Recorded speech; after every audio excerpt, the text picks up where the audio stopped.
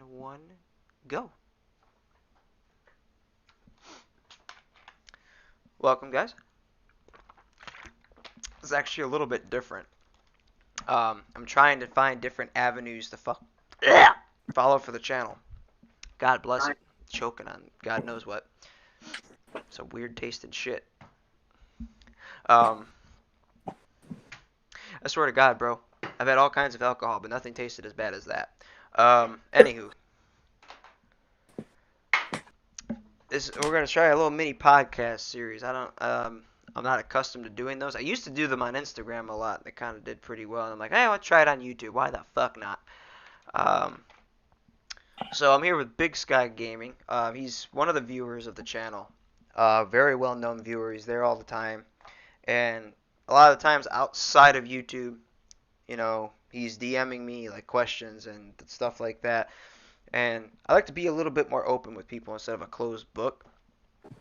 I'm just going to let him resonate and bounce stuff off me little by little. So if he's a bit hesitant, this is his first time doing this, so just give him some breathing room.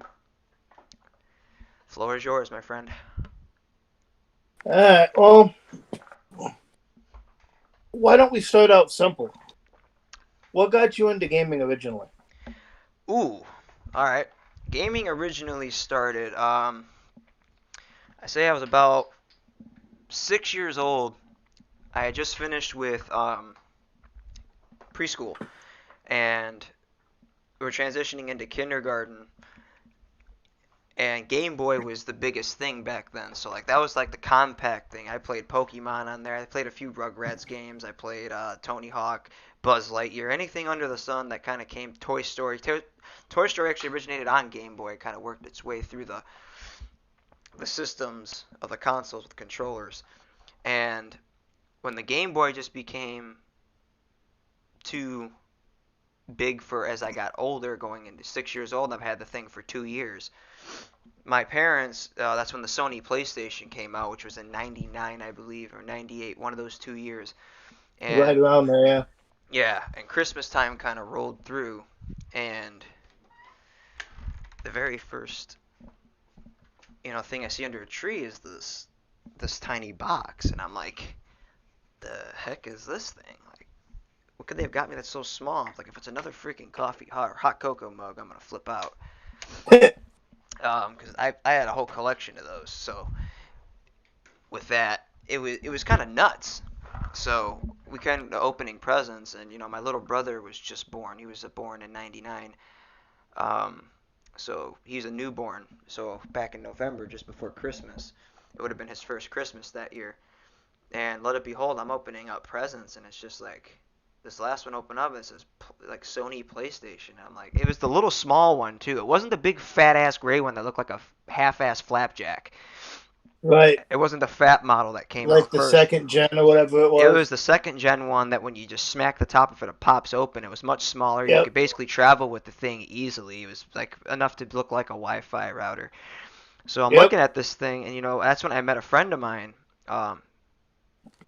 His name was Michael. He lived about 2 doors down, and him and my mom hit it off really quick when they moved into the neighborhood. And me and him did the same thing.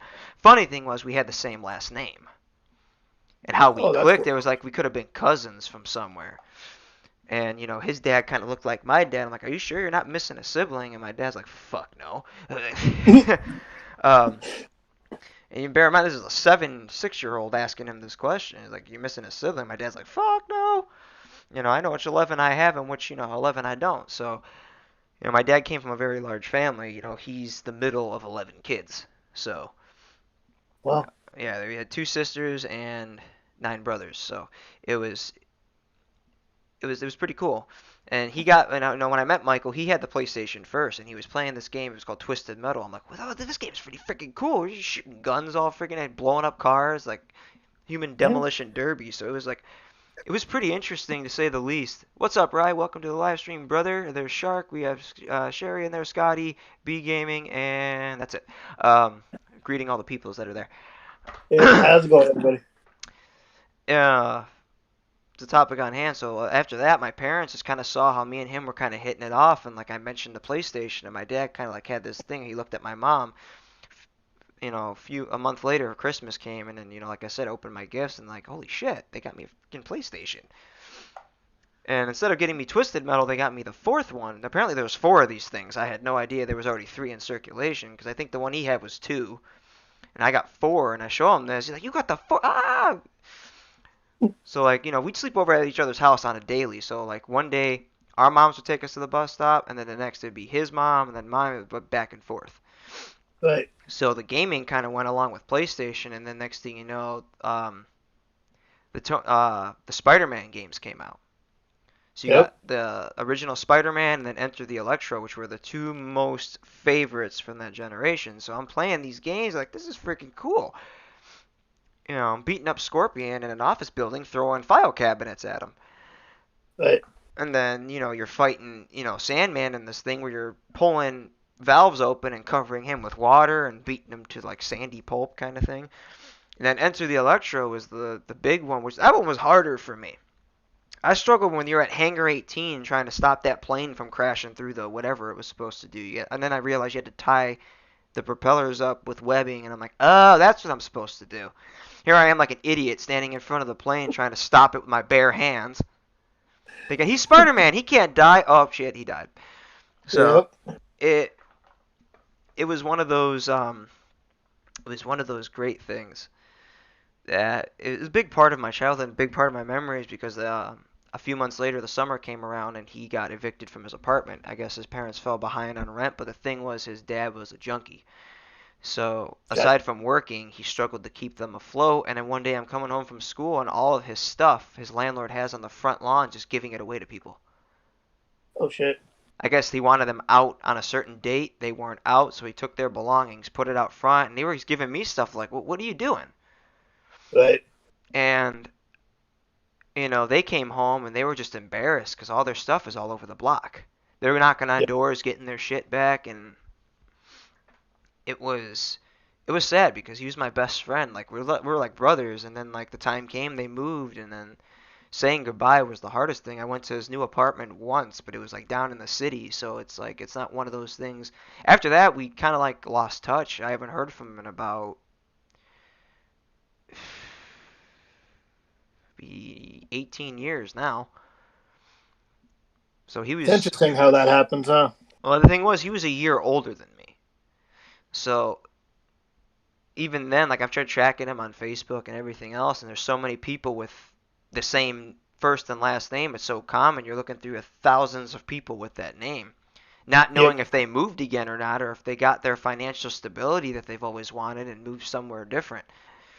Yep. So that's where the gaming kind of came into play from there, and then it kind of evolved to PS2 by the time I was 9.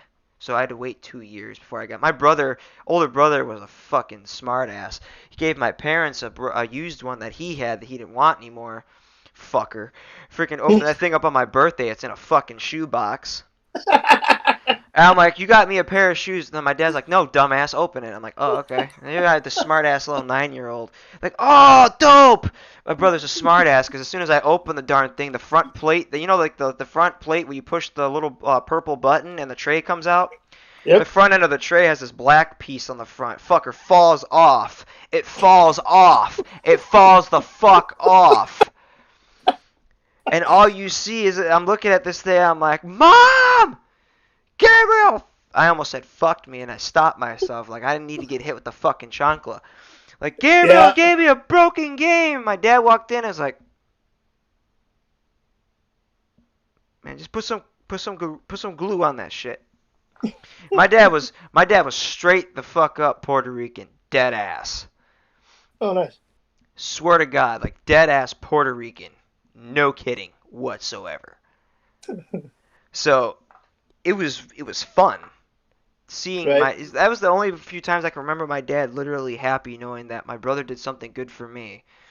And as my little brother grew up, Hmm. by then he's about 3 years old, 4 years old, so he's picking up the sticks too, watching me all the Gotcha. time. He'd always like to sit and watch me. He tried really hard when he was younger to be close to me. Makes sense. And the thing is, when I look at my son, he kind of reminds me a lot of Marcus when he was younger. So I'm kind of like, I look at him, it's like he looks so much like my little brother. and he's doing exactly what my little brother used to do, and it's just like I treated my little brother like shit. So Right. it it man, it just brings back now just looking at my kid. I get teared up because it's just like he's growing up so quick, and he might end up his mother's a gamer too. I don't know how much of a gamer she is now, but she's done a great job raising him on her own. Me and her had this face to face today to where it's like we held a conversation very well, and there was some laughs there. We kind of made fun of each other back here and there. And then there was some seriousness to it. It's a little bit of tension here, but it calmed fairly quickly. And I think it's just because of him we're able to maintain this thing back and forth. So, Yeah, you kind of have to. yeah, it's got to happen. And as my little brother got older, I hand down. I wound up sharing my PS2, and I got sick of it because he was a freaking hog. I come Yep. up from school, he's on the damn thing, and I can't get on the damn thing. And that's when my parents restricted us an hour turn each. I'm like, it's bullshit. It's mine. Like, you know, I had a potty mouth at 10 years old. I mean, this is bullshit. So Christmas time came around for him, and he got the slim PS2. So he got the one with the pop top. Gotcha. And then we shared the same room, so mine was on one end, his was on the other, and we kind of would help each other with games. So at that point, we're finally getting along. My dad's like, "This is what I like to see, you guys coexisting." Right. And then 5 minutes later, we can't agree on how to do something. Like we're playing Medal. I think it was Medal of Honor: The Rising Sun was the game we were playing. We Yeah. couldn't agree on the better way to go about the mission. Next thing you know, we're on the floor, just choking the shit out of each other. It was freaking funny. My dad's like, "I walk away for 10 minutes, and you freaking baboons are on the floor fighting." My dad would use the dumbest freaking catchphrase, dumbest phrases for that shit. Yep.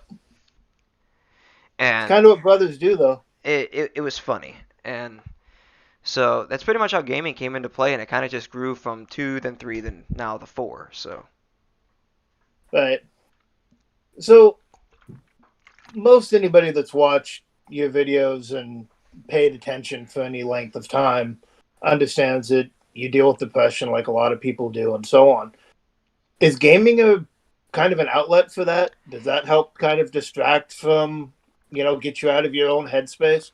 gaming, no. Music is something is a little bit more accurate to that key point. Gaming is like the secondary. It takes the passenger seat with that, and I'll explain what that means. It means my dad got me and my brother into music when we were really young. I played drums for the first from sixth grade going in from fourth grade going into sixth grade, and then I had adolescent carpal tunnel, so Okay. I had to put the sticks down and just stop until it healed up because anymore and they would have had to go in and do corrective surgery, and I would have played drums the same way again. Right. I never picked them up after that, but I kind of just they got me a CD player and I listened to like Ray Charles, the Beatles, Chicago. Chicago was my dad's favorite. They're we went to a couple of their shows. I think we had what we called North Lake Days out here, and they came down here a couple times and actually performed for the town fair. My dad would just he'd get his pitch or his beer buckets. He would sit there all day. We'd get there at noon, wouldn't leave till about midnight, just sit there with beer and just watch the whole day. And then American English, which is like they're like the cover for the Beatles. They would go on as the final act. So my dad would stay all for the music the whole day. Me and my brother would go on rides and stuff. And so as I got older, um, fast forwarding to after high school, when my dad got real sick with the liver disease, a friend of mine gave me his old bass guitar, which is what I learned how to play with in the first place. And I was it was a lot harder because the strings are tougher, you callus a lot worse to where like your fingers are raw. Right. And twanging the strings with a pick on those strings is like it's like pulling on a telephone wire. So it's like the A string's a telephone wire, B string is a little bit thinner, and then so on and so forth. You make it all the way to the bottom, it's still much easier. But it's it's when, like, fast forward to my last birthday, which gets tough nowadays to talk about because that was the demise of my relationship right there. Yep. My mom and Cody had gotten me probably the guitar of my dreams, if I could say. It's a Paul Reed Smith, but it's a Mark Tremonti model, and he is the lead guitarist for the band Alter Bridge, which I'm very, very fond of. He was also the lead guitarist for Creed, if you're more familiar with that. I am. I learned everything I can about guitar by just simply watching guitar sessions with him, just watching concerts and how like his posture is and his body language and how he holds the pick. It, it's the technique is what makes the instrument kind of flow. So, the biggest thing with that is that I kind of express it through music, and if I had to go into music and say there's a song that identifies with me the most, and that basically is a personification of identification for me, it would be if you're familiar. Everybody's familiar with Breaking Benjamin. Period. Mm-hmm. They've been around for a long time. The Mm-hmm. one song is called "Evil Angel." I play that a lot. If you guys have seen any of my live streams on Instagram, that's one of the songs that's kind of on the set list that I'll play. I have my amplifier kind of connected near my phone where I record it, so it's loud enough to hear. I have my two monitors on my PC now, it's where I can have my buddies, since we're all pretty much in quarantine. They'll have their webcams up, and we'll just be streaming the song through. But that one always makes the list because it's such a personification to me. In a sense, the lyrics kind of like you have to listen to the song with your eyes shut to build a personification around it. It's Everybody the has that. best way to listen to music. Exactly. Everybody has that one song that they identify with personally and figuratively, to where it's like, yep, that's me. Yep. And if you listen to that, it's a very sad and it's kind of a disturbing song because it's such darkness to it, where it's just like, is this guy okay? Right. Like if you look at the lyrics in an aspect, um, in the best way you possibly can. It's not easy. The song for me is about suicide. Mm-hmm. And it's in a format that's kind of disturbing. So like I've had this prepared for the podcast because I kind of feeling that would be a question somewhere. Um, the opening chorus is "Hold it together, birds of a feather." On the outside, I'm trying to keep my life together, but and then nothing but lies and crooked wings comes up. After that, it identifies with my life is pretty much a lie and nothing is sitting right for me. So you move on to the next one. I have the answer, spreading the cancer. You are the faith inside me. That reconciles with I know I am depressed and why it is spreading like a malignant cancer. And only death is giving me faith. That's where the darkness kind of comes in, and it's just like, holy shit. I'm fucked in the head right now. Um, no, don't leave me to die here. Help me survive here. Is usually I'm unsure if my suicide attempt will work and is begging death to take me and help me survive in the afterlife.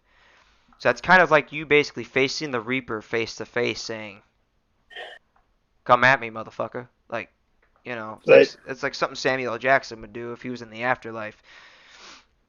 Um, but not in the situation I'm in. Is like, don't remember, because he repeats it.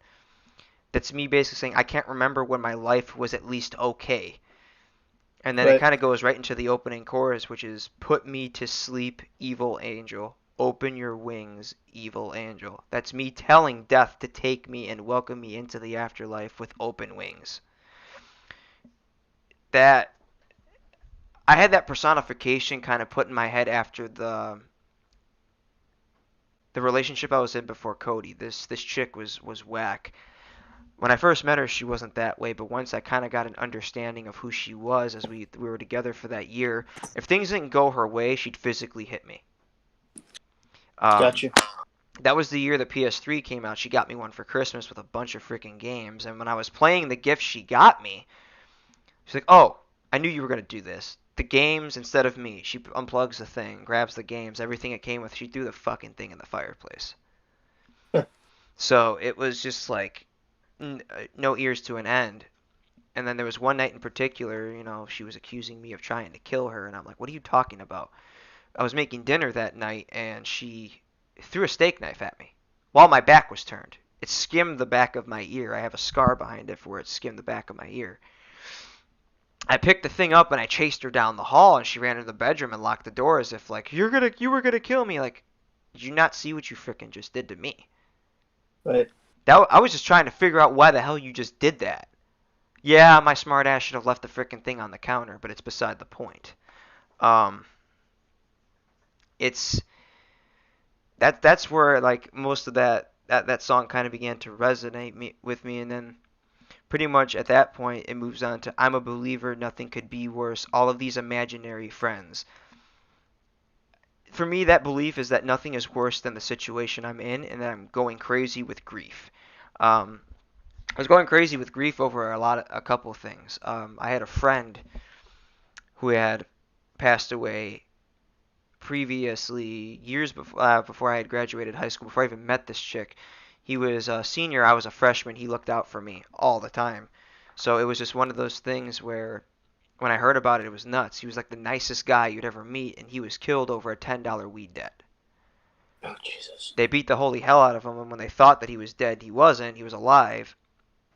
They beat him up some more, threw him in the trunk of a car, drove him to, I think it was the south side of Chicago. They threw him into a dumpster, and he was still alive, and they burned him alive.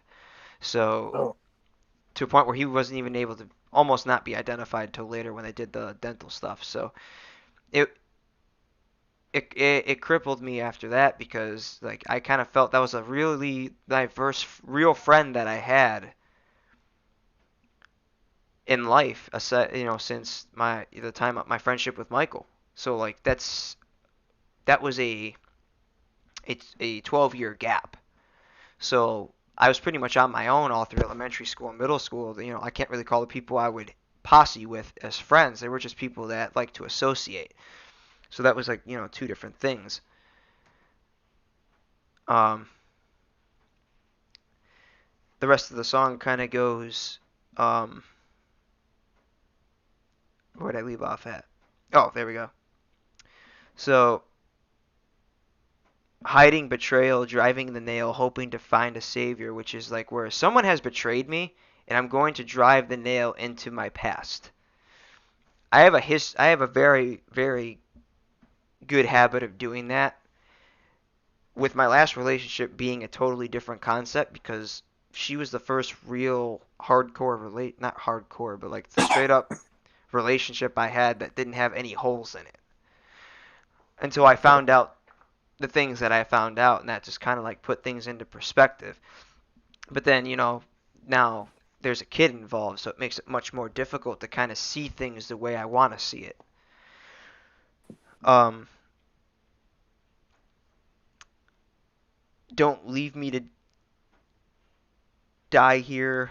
Help me survive here. Surrender. Surrender is me telling death to surrender to my attempt at suicide and just take me. So that's like telling the Reaper, like, all right, let's go. Done. Um, just a few minutes before I actually started the podcast, I did a choreographed version of that song. In perspective, I put on record kind of like choreographing what I'm feeling when I listen to it. It's in the announcement portion of my Discord. Just so people are always asking questions about, are you okay, this and that. You got like, I get it. That's for people who don't deal with much depression. It's their first instinct is, are you okay? And then you're in your mind, you're reading this, you're like, fuck no. But then the gaming kind of helps too, because I've got my mind focused on the streams. yep. And the thing is, I didn't get into streaming till Sherry thought it would be a very good outlet for me to do that. It's like, it'll take your mind off a lot of things. You're thinking about the things that are going on in the stream. You're focused on the chat. You're focused on this, and you're focused on that. Now I got two monitors instead of one. I basically made this into a thing. But I can't really thank her enough for that, because it gave me a reason to understand that, music can't just be an outlet. I can find something else to kind of piggyback off of that to keep my mind straight instead of crooked. So that's pretty much where the outlining of like um, coping and balance and outletting goes for like depression and stuff like that. Makes sense. You mentioned YouTube. So, like, anybody that has been in a live chat anywhere or read a comment stream or any of those things in YouTube, it can be an extremely toxic place. People can be keyboard warriors or complete and total assholes. How does that affect you with what you're doing Well, in the position that you're in? in the famous words of our brother Rye Wilson, I'll just take a look at their name and say, "Hey, buddy, you can kiss my ass, brother." Like it's that's it was Rye's 2 streams ago said that to some guy named Laser. It's like, you know what? That's how Rye handles his business, and that's how everybody should handle their business while streaming because it doesn't break your concentration. Because But you just glare at their name for 5 seconds, you drop like that little diss on them, and they go away or they unsub and they take off, blah blah blah, whatever. right, I don't pay any mind to the haters. I had one in here tonight when I was doing my what the hell is the name of that heist? KO Perico? KO, yeah, whatever, KO Prekio, whatever Oh, it's called. Yeah, so a lot of people were under the impression I have an issue with people with special needs. Okay, I will explain this in the most thorough way thing, 'cause that's what the whole thing with my previous server right. that I played on was the issue. Saki the Sock Puppet is portrayed by a friend of mine who I've known since middle school. Highly autistic, very smart, very loving kid. He did so well on that stream. I was very impressed with that. I'll have to watch that. It'll be hard to hear him because I guess Sherry tried to mention his mic was down low, and I didn't catch that because I didn't hear the vocalization in the stream, so I didn't really catch that. So at that moment in time, like I'm listening to him in the party, and like he's communicative, he's doing this, he wants to do that, and it's like he's doing things on his own. He did very well with that. That stream wasn't morally for me; it was morally for him. I get it. He's over 400 subs deep. I want him to succeed just as much as me because he deserves it. He worked on that puppet for 3 years before he started using it. He handcrafted it. Oh, wow. So if you saw the picture, he handcrafted that puppet with his aunt. I saw the picture. I haven't gotten to see the stream yet. He's got another puppet that they made, but he's met so many different WWE wrestlers with that. I think he's met John Cena, Alexa Bliss, the Hardy Boys. He's met pretty much everybody under the sun that he could possibly. He's even done like Instagram like face to faces with like Sasha Banks and all these people. So wow.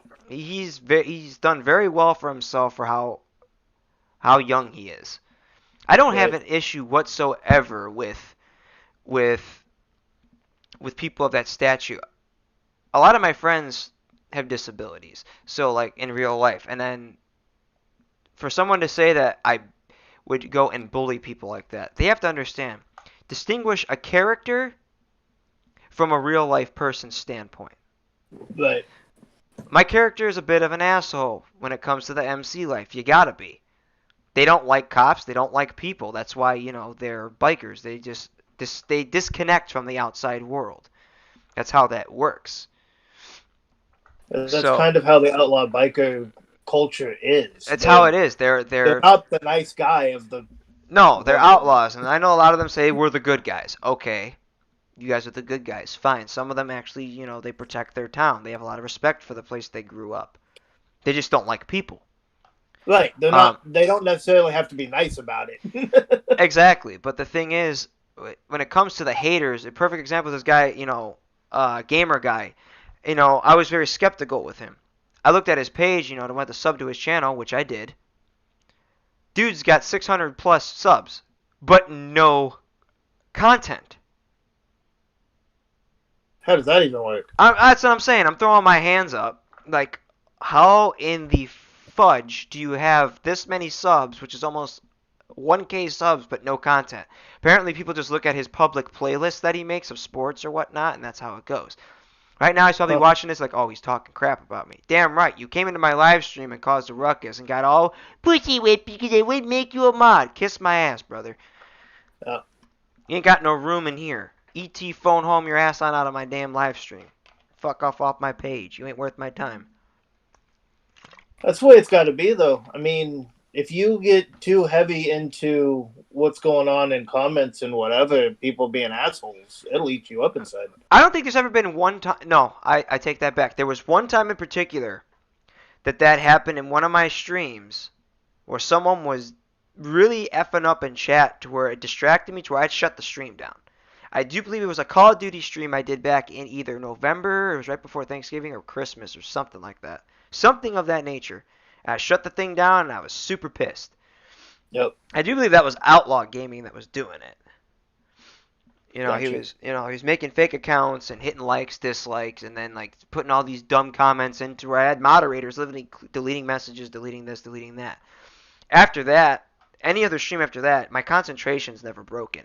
If you guys see me in RP, I'm in RP. Right. Yeah, that's the way it. If I'm in and you guys know, if I'm in RP with Sherry, we're in that zone. We don't break concentration whatsoever. Right. It's very seldom if we do peep over at the other screen and then it's just like there. And some of you don't know. Here's a little secret of what goes on in the RP. A lot of for how serious that it may look, it looks so real to a lot of you guys. So where some of you guys I think cry. And I think Sky, you've admitted you've cried. Oh yeah, absolutely. It gets intense, and sometimes it doesn't just get intense, it just becomes emotionally drawn. Like, oh my god, are they going to freaking split up? They're yelling at each other. Like, why are they bleh. You literally have people in the stream that watch the RP and think that that's actually real life coming in that people are watching. Let me tell you, and it's RP. And it's draining. That happens a lot. The thing is, a lot of this people think that it's all RP. It's sometimes not. Because we do portray our characters as we are real people, and we put it into RP standpoint to where it remains RP. Even though it's personally realistic, it's us being us, real people, playing these voices. It's as real as it's gonna freaking get. And as Sherry is saying over there in that box over there, it's draining. And I feel bad because I don't, she's expecting a script, and it's just like nowadays it just comes off the cuff of my arm. Right. I used to be able to get with her and say, this is what's going to happen, this is how it plays out, blah, blah. Now it just rolls out like a red carpet. And that's what people like seeing now. They don't even care how unpredictable it is, like, oh my god, what's going to happen now? It's because of how we're doing it. Right. It's how we portray it. It's how I don't use my script notebook anymore. Do I write stuff up? Here's the thing. When I came up with SOA, this was a month before we got booted from Cuffs. I came up with the concept, how it would go. Originally, it was going to be like Vinewood, but then when we came to BSRP, Polito was the only option. So I was like, okay, we'll just do that. And, an incident occurred within, between the admins and myself, and I kind of like took off for a bit because I was just steaming. And what happened was that there was a conflict there, which I can't specify, but that's how things are kind of screwed up at the moment. And that was my fault, because like at that moment in time I was just dealing with everything that happened beforehand, and then now I can finally put it to rest. Like I said, at the end of my last stream, I ain't got no grief with Onyx. Right. I publicly apologize to the community, the crew, everybody that basically could have been offended by the remarks I made towards him. I didn't give him the time of day to have a conversation because I was mad at myself that it came to that point. I didn't know all that time he was watching the streams. He was just looking for cracks in there to where, like, okay, this is where the mistakes are being made. And that's what all he wanted to do is address my mistakes, possibly. I don't know. I didn't take the time to listen. That's my stupid ass fault. Now,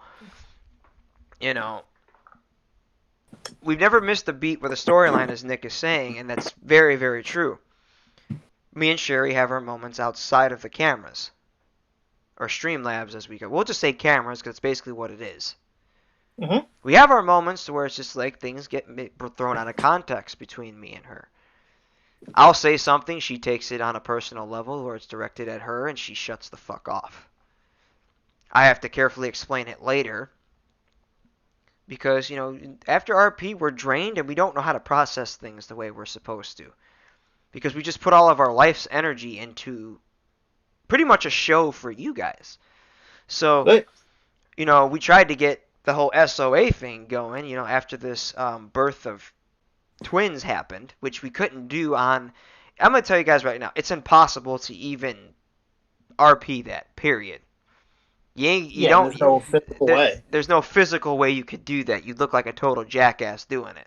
So we kind of did that kind of like as an off-screen thing. You go onto the camera, she's laying there in the bed, it's done. You go peek into the maternity ward and look at invisible things that aren't there. But it's the whole idea of RP is pretending. Yeah. So that's the whole concept. And, we got the stuff going, then the server kind of broke. So we couldn't really do much of anything because some of the things were outdated back and forth. So Yeah, now it's just waiting to get that fixed, and then I back up to disagree that. with I disagree with Sherry's comment there of like, was it wise idea? Maybe, maybe not. I say it was because when Nick stumbled upon it, light bulbs went off. The whole pregnancy concept worked. It's the whole falling through with the actual end game of it. That's the complicated part. That's how Right. that started. We had to play it out because it was such a good idea not to pass up. You have to understand, there was this thing that was called After Dark. There was things between those two characters that happened that you don't see on streams. So, Right. so it fit. Sherry's behavior in game was very bizarre. Like, why do you need that many pickles in the fridge? Why do you need that much food in the fridge? Why are you so freaking moody? Why are mood swinging? Blah, blah, blah, blah, blah, blah, blah, back and forth. So that day you see me on top of the Vinewood sign, she's afraid to go up. She's not feeling well.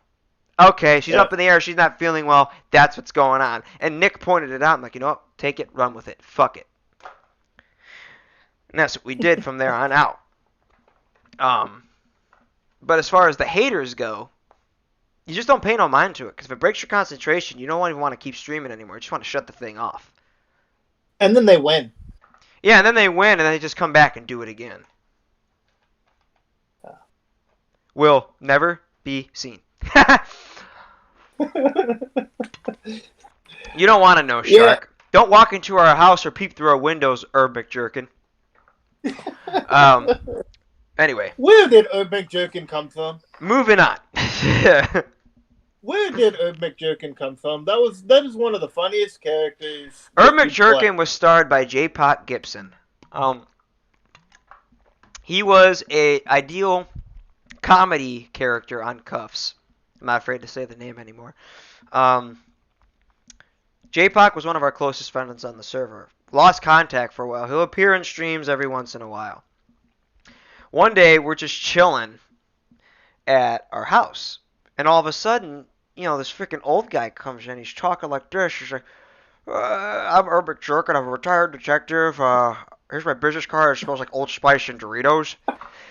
And I'm like...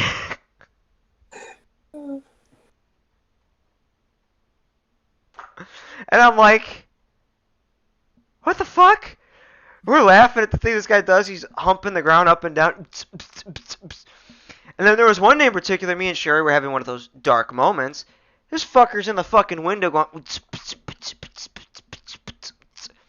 And one day he just walks up, and we're at this freaking chair. And he's trying to ask about houses for sale, right?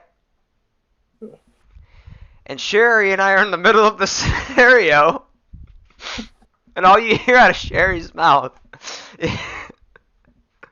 is it's like, there's no houses for sale. And I'm like, you didn't just do that in that sequence.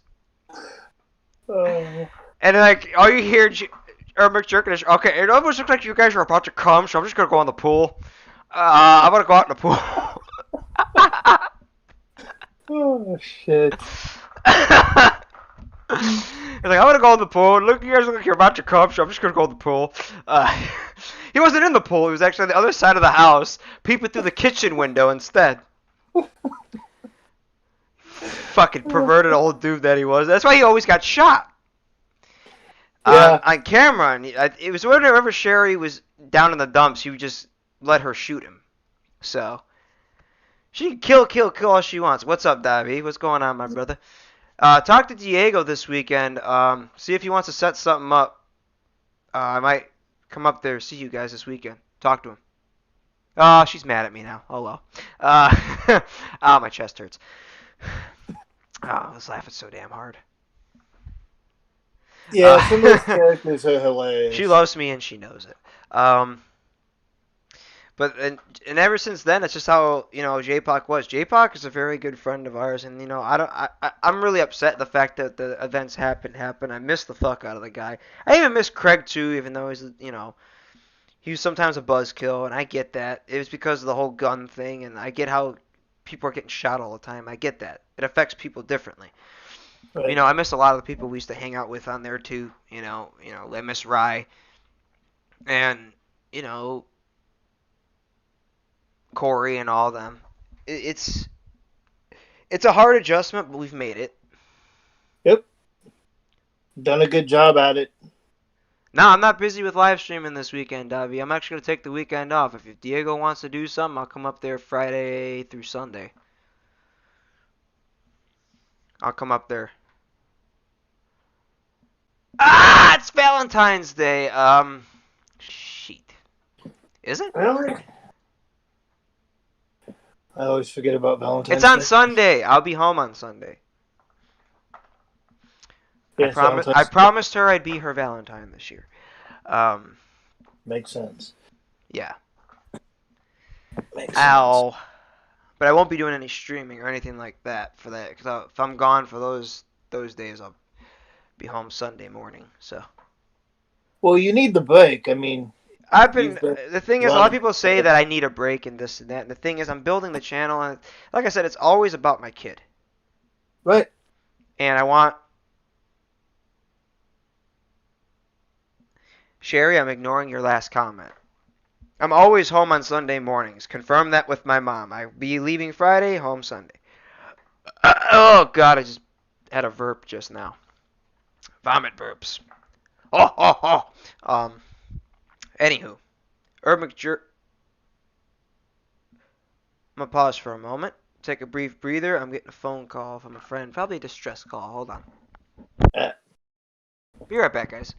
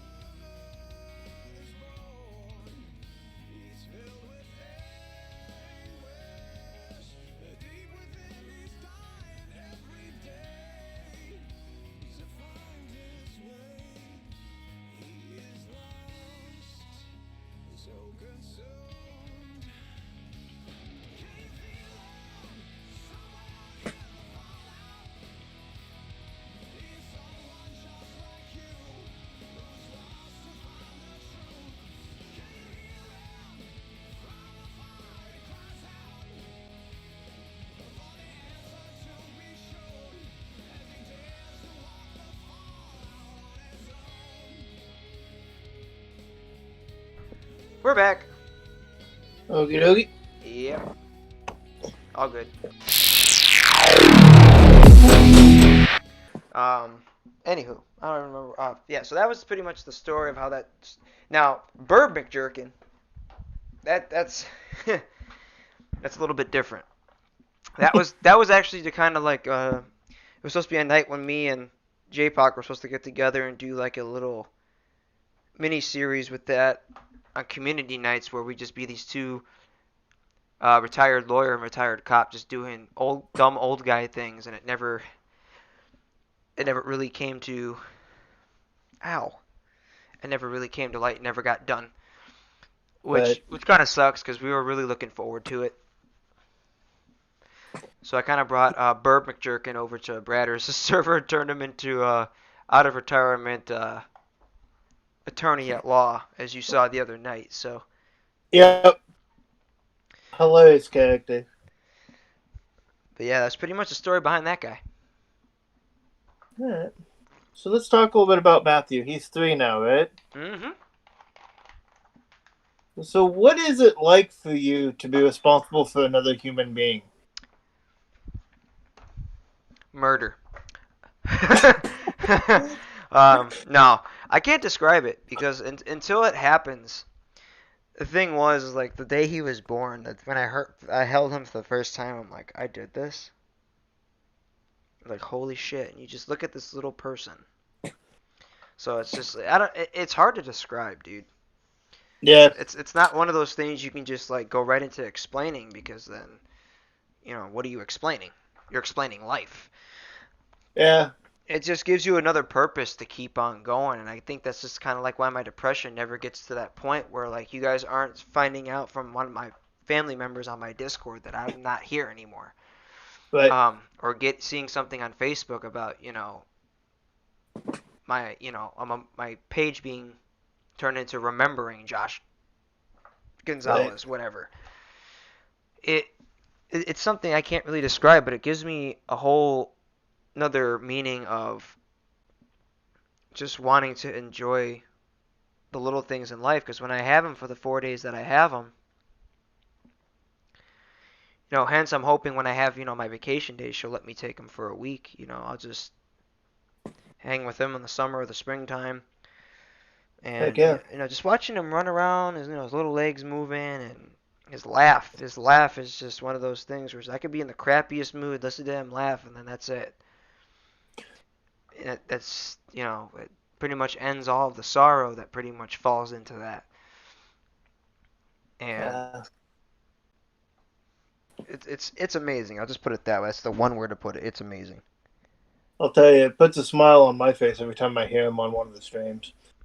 And that's the thing. He kind of like helps me with my streams. Like he looks at the keyboard. Like if I'm doing something, I say push that button, and he'll push it, and then that's when some of the things happen. But Fall Guys, perfect example. When I was playing Fall Guys with Radders and Sherry the other day, I didn't have the controller. He had it. oh really? So I let him play whenever I'm doing some kid-friendly stuff. If it's Right. Fall Guys, I'll let him play Fall Guys. I let him start with the small things. So that's pretty much how I could put it. That's got to be fun, giving him a little experience of what you had when you were a kid I know he's in game. still, yeah, and I know that he's still little and he can't comprehend what it is because he can't even speak a sentence. But he likes the little blobby jelly bean guys, so that's just how he is. Well, he gets to actually make the things on the screen do something, which has to be kind of cool for him. You know what I mean? It gives him something to do, and it with his thumbs and his fingers and stuff like that. So it gives him the coordination that I want him to have because he's a little bit uncoordinated because his balance is a little off. He's flat-footed, so that's just Yeah. it runs in the family. My uncle was like that, so yeah. Interesting. Interesting. Yeah, I don't know, man. Kind of at a loss at this point. You know me for 2 months. That's all you got. Jesus. I don't want to go too deep into a bunch of random shit that you and I have talked about privately that you don't want in the middle of everywhere. Go for it. Like I told you, there's no limitations here. I'm an open book. Yeah, Rated E for everyone.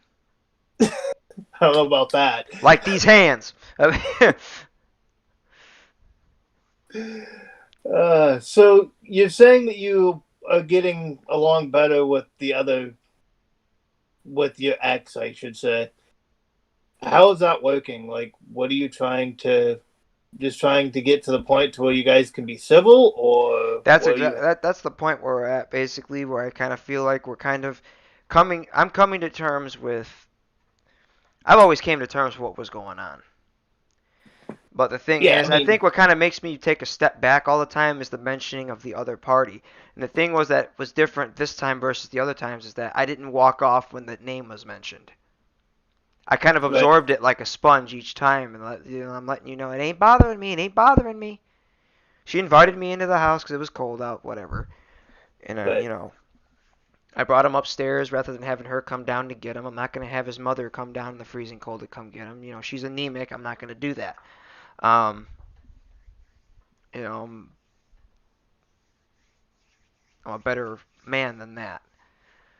yeah, But because I know you'll never go back to that. I know that.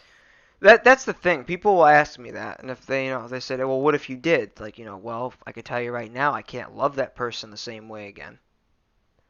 It No, won't be once the that. It heart's won't. broken, it's done. It won't be the same like that. There's gonna be different rules and different boundaries that'll feel uncomfortable because at that point it's just like, well, I'm just reliving this again. In her mind, But she'll just be reliving it because there's gonna be you know certain things that just can't happen, and she can't honor it. Then that's just the kind of person that it is. But that's just how that is. Right now things are somewhat getting to a point where things are finally kind of like the waves have calmed and the storm has pretty much calmed the heck down. So that's just where that's at. no. So, what would be your favorite genre of music? Favorite genre? I'd have Or two do you actually. have a favorite I genre got of two music? favorite genres to be honest. There's alternative rock and then there's metal. The only tattoo that I don't have is a Slipknot tattoo. I got into Slipknot when I was at the end of high school. I think it was no, sorry, end of middle school, my 8th grade year, going into the first year of high school. The first song I heard by them was Psychosocial. They've already had 3 albums prior to that. There was Subliminal Verses, Iowa, and it was just their Slipknot album, which was called Slipknot. Didn't even have a name. So they already had 3 albums prior to that, and I'm listening to this music, I'm like, this is badass. This guy's so freaking angry. And then I'm listening to, I got into Stone Sour shortly after that. I'm like, wait, why do these guys sound the same? So I do a Google search, like, you motherfucker. And Corey Taylor is the lead singer for both of them. It's just like he Mhm. sounds so different in one versus the other, and it's just like Slipknot's more for his darker thoughts. Corey suffered a lot growing up. His dad wasn't around. His mom and his brothers, he lived with his sister and his mom, and they were poor and they were moving everywhere. He was sexually abused as a child. So this guy's dealt with so much shit. But But he's got 4 kids of his own. He's super famous. He plays for 2 different bands, but for 2 different reasons. Like Stone Sour is more for like the semi-depression slash the rock anthem of it, and then Slipknot's more of the darker shit. Um, I came very well immersed with Slipknot because a lot of their songs can kind of like reconcile with me, just like that one song I was talking about. You got yep. songs like Dead Memories and Sulfur and um, Custer, and then the newest one off their latest album is called Unsainted. And then you got there's another one on there. It's I think it's a B-side because they don't even perform it. It's called Critical Darling. So it's just like these their songs are so macabre but yet so well versed to where it's like I could relate to that. I could relate to that. I could relate to that. I could definitely relate to that. But But all you hear in their songs, my mom is like, I'm playing this in the car. My mom's just looking at me with these wide ass eyes, like, what's wrong with you, motherfucker? You all right? Like all she hears is fuck, fuck, fuck. Like this guy's just yelling cuss words. I got the windows down, blaring, and all you people see on the road is them just like banging their heads, like they're listening. Like, yeah, it's a good track, dude. My mom's just looking at me like I'm high on something. So it's like Right. my mom's like from the era of Beatles and Beach Boys and all that crap. You wouldn't know freaking good music, bitter in the ass. But that's just how that is. Uh, But those are my genres. And alternative rock comes from like Breaking Benjamin, Alter Bridge, and um, what else falls under there? Stone Sour, and so on and so forth. I'm pretty sure you were at some point going to ask about the ink. yeah. You were going to ask about my tattoos. Yeah. I remember very specifically. Okay. I do recall doing a stream once before where I put pictures up. But each one of them does have a meaning, believe it or not. I just didn't get them because they look freaking cool. They all tell a story on my body somewhere. I'm not going to be that dude that's covered in tattoos where if I show up at your house, I look like a fucking doodle page. No. Yep. Um, the first one that I got was obviously my son's name and his birth date. A lot of people thought that he passed away, which is fucking the dumbest thing you could ever think of off the top of your head, instead of assuming that it's just there because, you have a kid. The other different dates than just death dates. Well, Like, exactly. The date on there is obviously just one date. If there was two dates, then you'd be more concerned with it being a makes a death there little, somewhere. yeah. Yeah, Like, there's that. So what happened over time was, what I did was turn my light on here so I kind of get a better visual. What happened then after that was I got my dad's name right below it. And, the artist that I went to. So I went to J Dragon Tattoo in Chicago for my sons. Never going mhm. back there again. They charged me a freaking, what was it? $100 for 7 letters, 6 numbers. Oh Jesus. When I was quoted $60 over the phone. He charged me Yeah. $30 more. He kissed my fat ass on that one. Yeah. And the thing didn't really heal right because the letters are still kind of lumpy. And I got this tattoo 6 months ago. They I don't know. jumped it. I don't know what kind of needle he used, but I think he used the wrong needle in the wrong area of the skin. So I went to a place closer to my house. At the time, it was called Ace Tattooing. Um, no, 4 Aces Tattoo, and now they changed it to Atmosphere. That guy's name was Jared. If you look on my Instagram page, I have him and Mike's page on there, who is, I'll link them in the description later if you're looking to get some ink work done. He did my dad's name with a shade of red over the top and then a shade of like blue underneath, because my dad's Puerto Rican, so he had those colors there, and he kind of did like a little cursive figurine at the bottom that looks really, really good. And then like when I came back, I'm like, dude, I want to kind of do like a memorial. Um, this was kind of like a memorial slash sentimental arm that I used on the bottom of my forearm there. So right after my dad's name, I got Linkin Park on the back of my forearm on my left arm. The reason for that was Chester Bennington and Linkin Park were very, very big on my teenage years. I should have explained that. I was a very dark teenager to where it's just like death is all I ever thought about. I didn't care much about life. I didn't care about carrying on. And so I started listening to these songs, and it's just like, this guy knows what I'm dealing with. And it turns out he's dealing with it about 50 times worse. It came out to be towards like once all the albums came out, he was in an interview, and one of the guys the guy interviewing him put all the album covers like into like this big framed picture. It's like, can you like sit here and basically say for certain all of these albums and all these songs are pretty much your suicide note? And he's like, you could say that, most definitely say that. Oh. It's one of those things. Each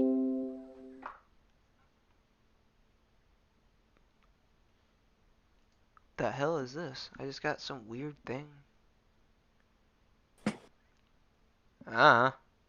I don't even know what that I is. don't know. I just heard the tone. Who the hell is this? I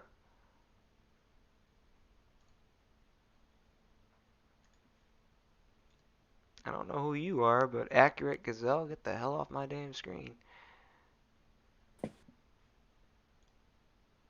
I don't even know what that is. Um, some weird stuff on the screen. Anywho, that's just it. It was a huge basis, so it's kind of saved my life in that sense. And then in 2009, he merged with Chester went off and did some solo stuff with a group of guys. They called themselves Dead by Sunrise. Um, they have an album. It's called I have it right here actually. I was prepared for this shit, especially today. I'm glad you were. It was off the album Out of Ashes. It's actually the only album they actually were able to make because they never really did any work after that. And then, shortly after that, Chester kind of went off back to the band he was with before Linkin Park was called Linkin Park. Before it was called Zero. Oh, So really? before that, he was playing with a band called Grey Days. And he went back and did some pre-recordings of songs they wrote 15 something 20 years ago. So, and the album came out and it was called, with that one, it was called Amends. And there was some songs on there that I could kind of relate to. There was one called The Syndrome. If you really listen to that and you're just sitting there by yourself and you can resignate yourself with it. So it's it's calming, it's soothing, and then it gets really upsetting because it's just like you want to sit there and you just want to scream and you want to cry. It's all that really is, and it eats away at you like a cancer. But like that's just how Chester's voice is. It draws you in, and then you're pretty much in this different world. That's kind of cool. Yeah, it is. That's pretty much where I kind of reconcile with that. So like that's Chester's memorial. Was there on the forum. So then what happened was when I got my artist, I'm like I want to finish my dad's memorial, but like how is this gonna work? Because I got 3 other pieces that are kind of close together. It's like okay, I'll make it look cool. So what he did was he took some stars and he attached the stars to the bottom of my dad's name and kind of connected them through the Linkin Park section, merged the purple that he has at the bottom of the Linkin Park letters and just kind of merged it with the stars and then did some pretty cool sketch art above the lettering there to kind of make like some, can't really describe what it is, but it's like different colors. You got blue, you got red, and you got purple kind of merging together all the way up to my wrist. The wrist is the most uncomfortable part. It's not painful, but it's uncomfortable as shit. Yeah, when you're close to bone, you feel Nope, because way I more. got the thing is Linkin Park's all up on the bone, and I didn't feel shit with that. Yeah. And then on the other side, there's a dove carrying a crucifix with a sapphire in the center. So what the dove on the wing on its right wing has my son's name. He merged all the tattoos together into a half sleeve. So you got my That, son's name and birth date on the left wing, and it's carrying him to my dad through the stars into heaven. So my son that's can visit my dad anytime he chooses. that's pretty cool. It's deep. Yeah. And then the dove is kind of merged with like a shining glimmer that kind of connects to the top of the Linkin Park letters at the top there. So it kind of like it's pretty cool. Like if I was able to actually show my entire arm, it looks pretty freaking damn fly. But if you've seen them on my Instagram videos where I've played my guitar, you can kind of see them pretty much at full fun there.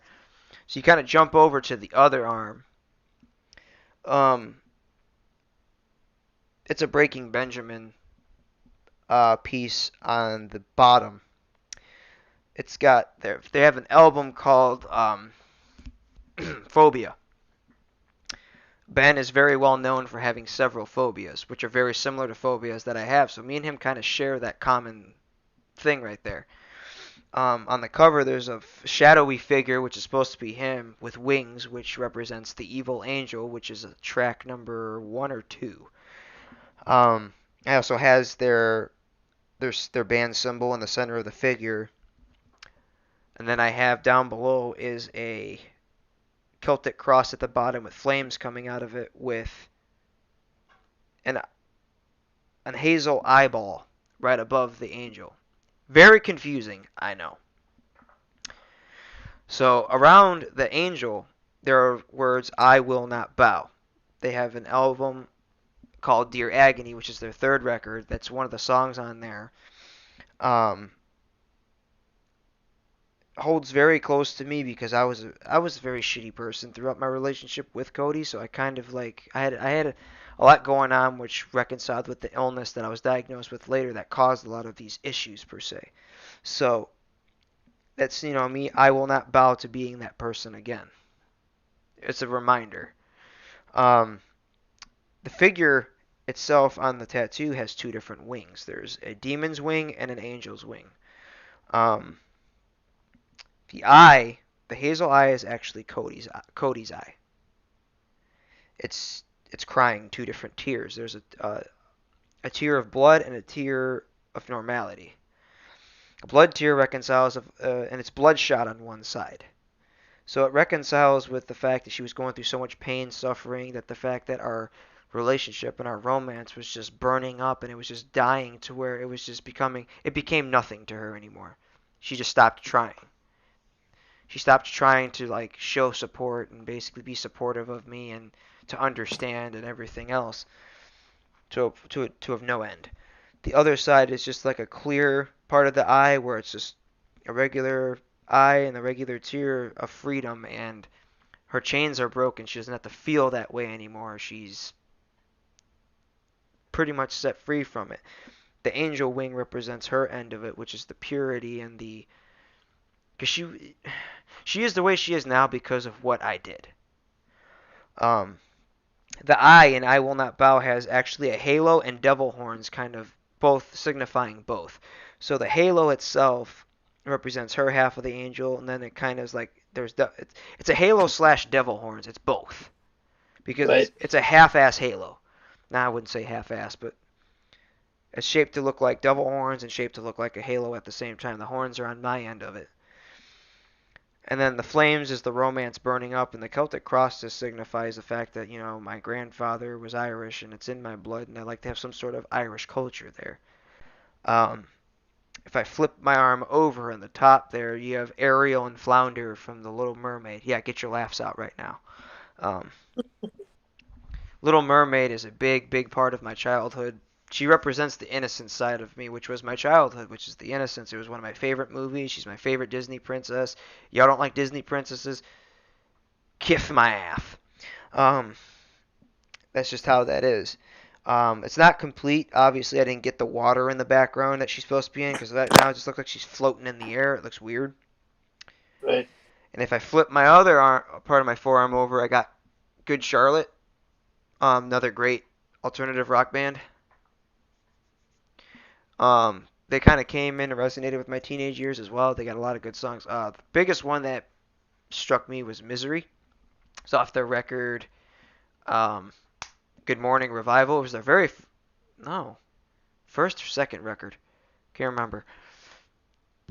But it was off of one of those. So it's got that. And he did a kind of like cursive figure like he did with my dad's at the bottom and like a turquoise-ish green right below the letters, which is dope as shit. Um, Then I kind of move up to the bicep, which hurt like hell. I kind of wish I had sex that night. All the pain would have went away. Don't see that happening anytime soon, right? That's where I got my Alter Bridge tattoo. It's actually their second record cover, which is Blackbird. It's a blackbird with the Alter Bridge lettering in red. Blackbird is one of the songs I resonate with because it's a song about death. The blackbird represents death. Everybody knows that. Mm-hmm. The chorus of the song is "Let the wind carry you home, blackbird, fly away. May you never be broken again." So I had to have that simply for the fact that I had to have it. I deal with the grief of my dad every day. My dad was my best friend in the whole wide world. I miss him every day. I miss smelling his badass cooking, which I'll never taste again because I can't cook an egg for the goddamn life of me. I can't cook shit.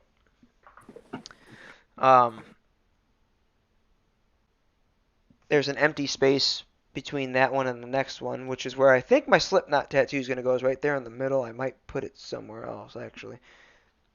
And right above that is the one I have on my upper shoulder, which right now is having a little bit of a zit infestation at the moment, probably from nerves and whatnot. That's where I got my Sons of Anarchy Reaper. Um, the personal vitality to that one is the fact it's one of my favorite shows, but that it also represents how many times I've looked death in the face. And I wasn't But, afraid to. The Reaper represents death. yep. And how many times I've just wanted to say fuck. This was before my son was even born. Even when I was with Cody and we had the happiest moments, I just felt like life just sucks. I would just look at the Reaper dead in the face. I'm like, I'm not scared of you. You're gonna come get me, motherfucker. You know. Um. But that was the very last one that I got because after that that's when I got hurt at work and I couldn't afford to go and get any more ink work done. So um.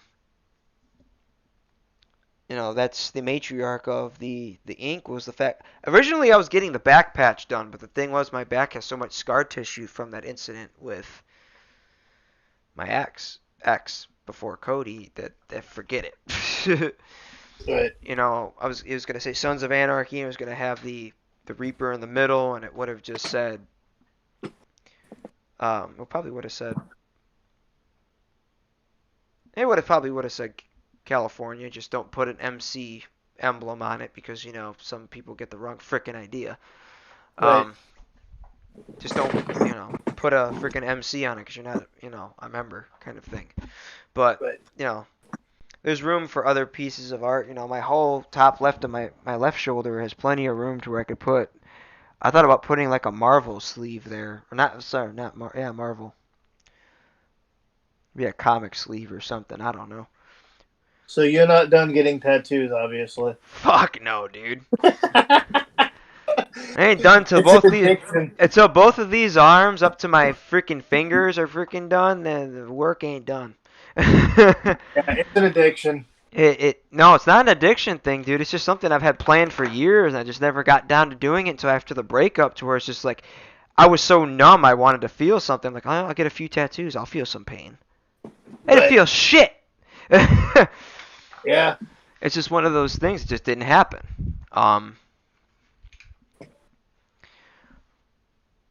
some people just don't feel it. So, do you want to explain your head deal? The head ordeal. Okay, so That may help people kind of understand my relationship crashed a and little bit burned more. based off of the fact that for the last 7 years I dealt with a cyst that was dormant in the top left portion of my brain, resulted from an infection that never was treated. Apparently, when I played contact sports back in high school, I got hit pretty hard, and a piece of my skull broke off on the inside, and I guess cut some brain matter in there that was never noticed. It bled a little bit, it got infected, and it formed a cyst there. So over the years, it kept growing and growing to a point where it was so infected with pus, it started pressing on the frontal lobe area where behavior was kind of like being affected. So I went from being this very docile, gentle person to this passive aggressive, angry dude all the time. And I never understood why that transition happened the way it did or why. So, you know, when Cody started to notice it more and more, and she became scared of me, to where it's just like, this isn't good. My kid is seeing me making his mother cry simply by, she'd do the simplest thing and I'll call her an idiot. And I'm like, what the fuck is wrong with me? I was not this way when I met her. And when we first got together, things were not this way. Something is wrong. Fast forward all these years when things just go, up and down, and she finally has enough and leaves. I'm sitting playing with my kid on the floor with his cars, and a seizure triggers. I wake up in the hospital. I didn't even know what happened. My mom's like, you seized on the floor. I'm like, did Matthew see that? He's like, he was scared. I'm like, fuck. So, I wake up, the neurologist comes in, and he's like, this is your brain. you know, 7, 8 years ago. This is it now. I'm like, what is that? And he's like, that's your problem. We got to get rid of that because it's causing seizures. And, if you notice a spike in your behavior, maybe a little bit of aggressiveness, changing, I'm like, yeah. Like, okay, we got to get that out. So they take this endoscopic scope. They go through your femoral artery, which is near your area. For the, uh, we're all adults here, right there by the balls. Up it goes, through my heart up to my brain, and they got these little hands or tweezers at the end of it. They cut it a little bit and they drained it through like the scope. It goes through this little tube and into this thing, and then they get the rest of the matter out and they get the shell of it, which is the outer portion of it, and they get that out. Left some scar tissue there, so he told me, just take these medications. We're going to give you neurological tests over the next couple of months. You're going to get follow-ups, this and that. And, I did all that. And he's like, you're going to have some neurological symptoms possibly the rest of your life. It's not 100%, but it could be a thing. So I'm like, oh, fuck. More issues. So, I'd have mini seizures once in a while. I have a lisp sometimes. Sometimes I can't finish a sentence. I'll get caught in the middle of it and I'll stammer and I'll be able to finish it. Or sometimes I'll repeat something and it's like whatever. And my memory sometimes is a little bit shot on top of it. So that's what I wound up dealing with, and it sucks that that was what's causing all of the issues with me losing friends and people seeing the change in me and they didn't like it, and then seeing my relationship and my engagement just fall the fuck off. So that's kind of like why I am where I'm at, is with the confusion and the still not understanding how that could have happened without me noticing it in early stages where it could have been dealt with and my life would have been fine. That's pretty much why I'm kind of like sometimes, and why my depression is pretty much worse than what it used to be. Because it still affects you today, right? Mm-hmm. Sometimes I Just get, sometimes I'm tying, right? sometimes I'm tying my shoes and I can't remember how to do it. Yeah, It's frustrating. I can only imagine. Sometimes I'm typing something and I spell it completely wrong, and I think I hit the right keys. I know I did, and it comes out backwards. So, and then there's just times where I just get into these petty little fights with Sherry for no reason. It's just like, why did that happen? She'll try to help, and I just push, and it's just like, whoa, what the fuck, dude? You dumbass. It's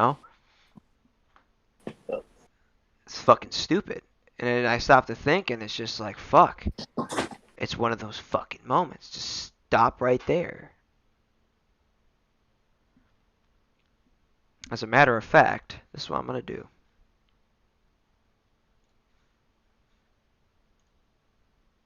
Not that, sorry. Well, I'm trying to mute myself.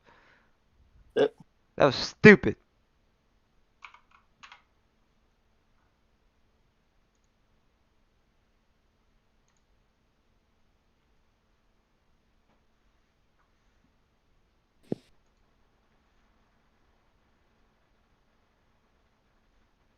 Interesting, to say the least.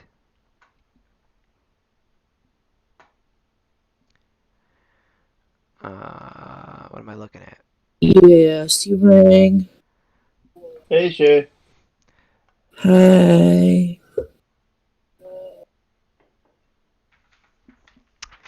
But before I say anything, I'm going to read off what that comment says. It is,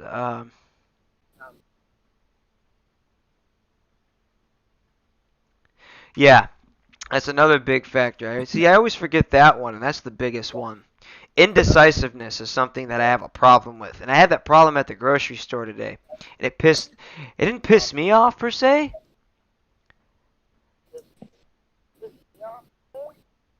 But I did manage to piss someone off that I've been waiting to piss off for the longest time. I'm not gonna name a name, but it's a name that I just have a hard time really dealing with. But it was funny because I kept sending them back and forth. It was funny. That was my way of fucking with them. I'm probably gonna hear about that later, but whatever.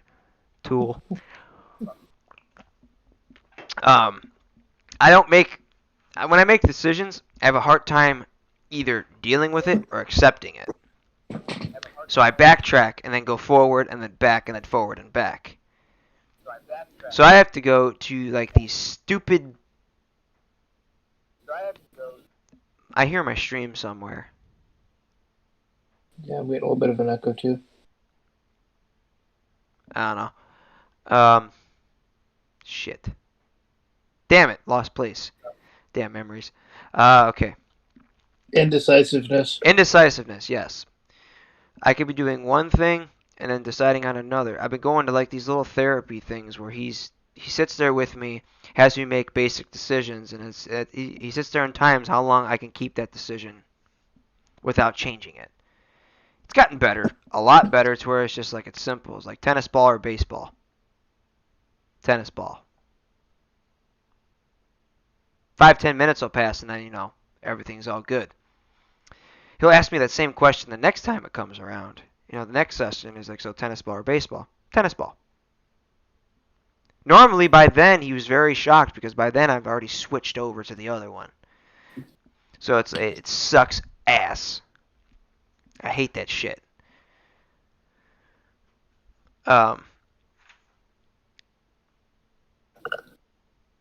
And I'm not afraid to open my mind to shit. But I will admit, a lot of my indecisiveness has affected Sherry a lot more than my everyday life.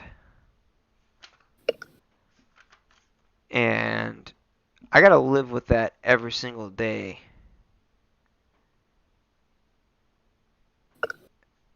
Beating my head with the yellow pages to kind of like, hello, understand it. Get with the program, motherfucker. That kind of shit. But that's just the big one, and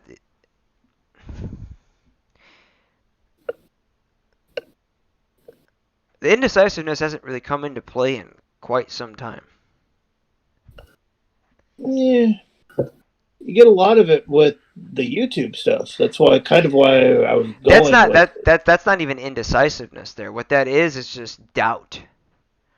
And it was solid doubt because like I'm seeing the channel growing, and the next thing you know, it stalls. Right. People fall off and then pop back on, fall off, pop back on, and I come to realize there's certain individuals that are causing it. Mm-hmm. And it's just like, okay, when I see shit like that, it's like, okay, you're either gonna grow or you're not. Right. You're either gonna be a shrink rack pecker or you're gonna be a fucking erect dick. Pick one. It's Wow. one or the goddamn other. It's how that is. Now, I will pass the torch over to the second individual here because like I said before I even started this, I told Sky, this is one of those areas. I don't care how many people are sitting here watching it. There is nothing you cannot ask and I cannot get offended with. Even if it sounds like something that I can cringe at, I will answer it. You can ask me anything you want.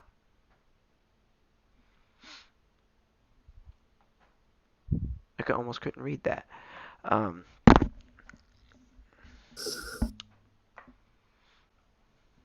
So I'm gonna pass the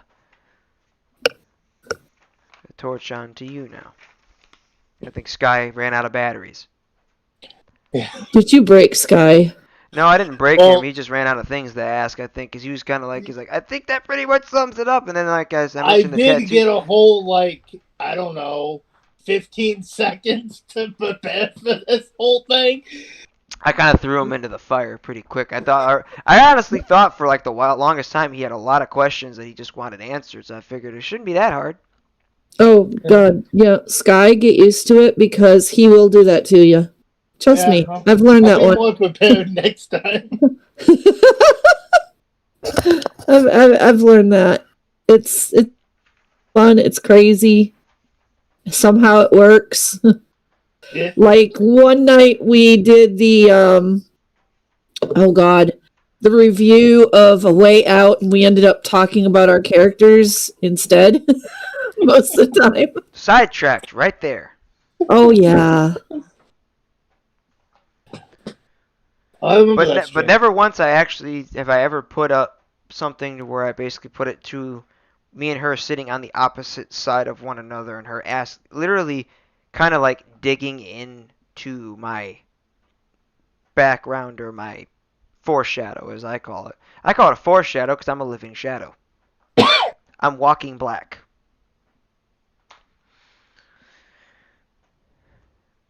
Hello, God, walking black. I am the darkness within. Yee. it's the exact same thing. I know. 'Cause I, As like, one, as one of my friends like to put it, they like to drag me out into the light. I'm like, no, I'm a vampire. Leave me alone. we spent more time basically getting to know one another and deal with each other's problems versus ever giving her a moment in time to ask me anything about me, period.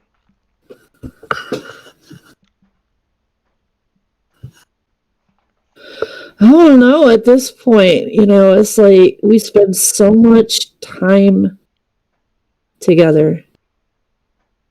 And now it's like this whole weird, like, month or so that you've been out of work. It all feels like, oh my God, it's going to change up again. And I mean, how do you feel about that going back to work? I mean, I know the money, obviously. All the things she asks about the one place I despise. Let's see. Hey, you said nothing was off limits. Don't even start. God damn. You went there. You said nothing was off limits. So Sky, adopt me. I'm just kidding.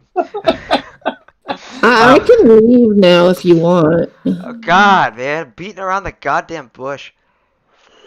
What? What do you mean beating around the goddamn bush? Honestly, I don't even know how to answer that because the guy that freaking hit me still got a job, and I feel like I'm obligated to hit his ass in return. I think when I get back, I'm gonna accidentally slide into his ass. Oh God. He's an older dude, so I don't think he'll be coming back if I hit him. I might lock him in a trailer and send his ass off to Africa or some shit.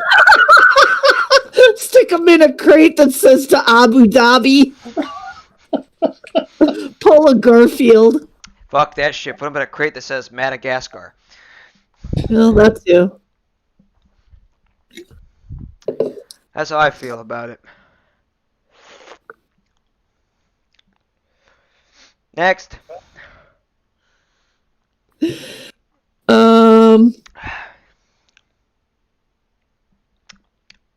If it was possible to meet one musician that has influenced you, who would it be? One musician that has influenced me. And it could be past, present. If it was possible to meet that one person, who would it be? Well, if I'm speaking from a realistic standpoint, it would have to be. It would have. Shit. Fuck. I'm full of the difficult ones tonight, aren't I? It'd have to be Corey Taylor. Simply for the fact that the influence comes from the fact I didn't start singing until I started listening more to Slipknot and Stone Sour at the same time, so it's just like I was kind of like following along with that, and I picked it up with that and learned different vocal tones. I'm like, okay, this guy does this, but the guy's got no fucking neck. So it's like he's got this thick ass fucking. It's like a big ass piece of bubble. It's like his freaking neck is like a shaft of a dick, and his head. Oh my God. So it's like, but he sounds like, he sounds awesome. So like I'd have to like sit there and ask him a trillion questions about things that I wouldn't really have the answers to. But that's just the realistic standpoint. If Chester was still alive, it'd be him. I wouldn't have much to say to Mark Tremonti except like, I've learned everything about the guy. I've watched every nook and cranny on YouTube about how he started playing and everything else. So Corey kind of fixed the project. I once actually was trying to get a plane ticket to be able to go audition to be their drummer for Slipknot when Joey got dismissed for his neurological problem. Problem being, I never learned how to play drums with 2 kick drums. I'm only used to 1. They want a 12-piece, 13, whatever. Like, I'm not accustomed to that shit. So, like, I wanted to do that. I just didn't have the capacity or the equipment to pull it off. Probably would have sucked ass anyway, but at least I tried, goddammit.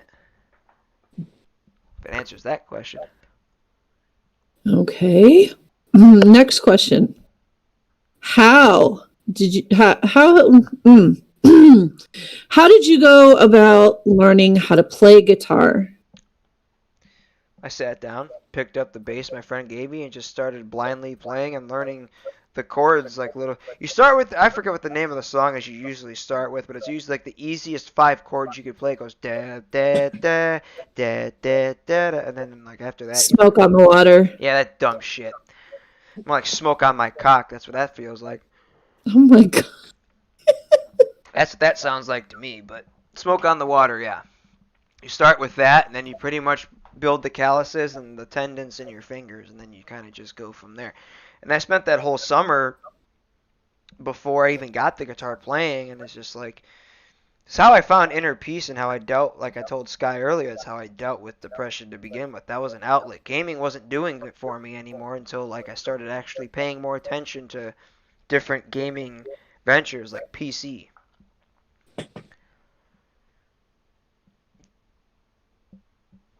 That's where that came from. Taught myself, basically. So, well, not self-taught. Self-taught through YouTube. Alright.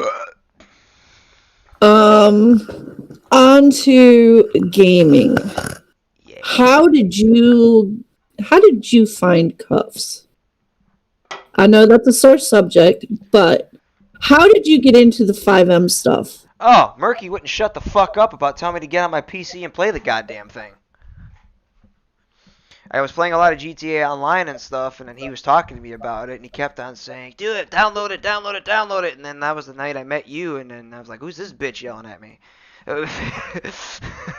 It actually went like that too, Big Sky. I mean, it was basically he couldn't get his mic working, and my first comment was to Murky, I'm like, I was half drunk at the time. I was about to go to bed, and I get a message from Moose Boy going, hey, can you come up to the clubhouse and help my friend set up his microphone? And I'm like, dude, I'm about to go to bed. I'm 3 sheets to the wind. Yeah. And he's like, please, could you do it for me? And as she's helping me, and she's asking me if she could hear, if I could hear her, and then I'm saying like I'm cutting in and out. She's like, this kid's a fucking idiot. And that's what that's not what I said. I'm like, Marky, what kind of squeaker did you bring to the server? And that's what I know is no. It was cutting in and out, and I got only the word bitch.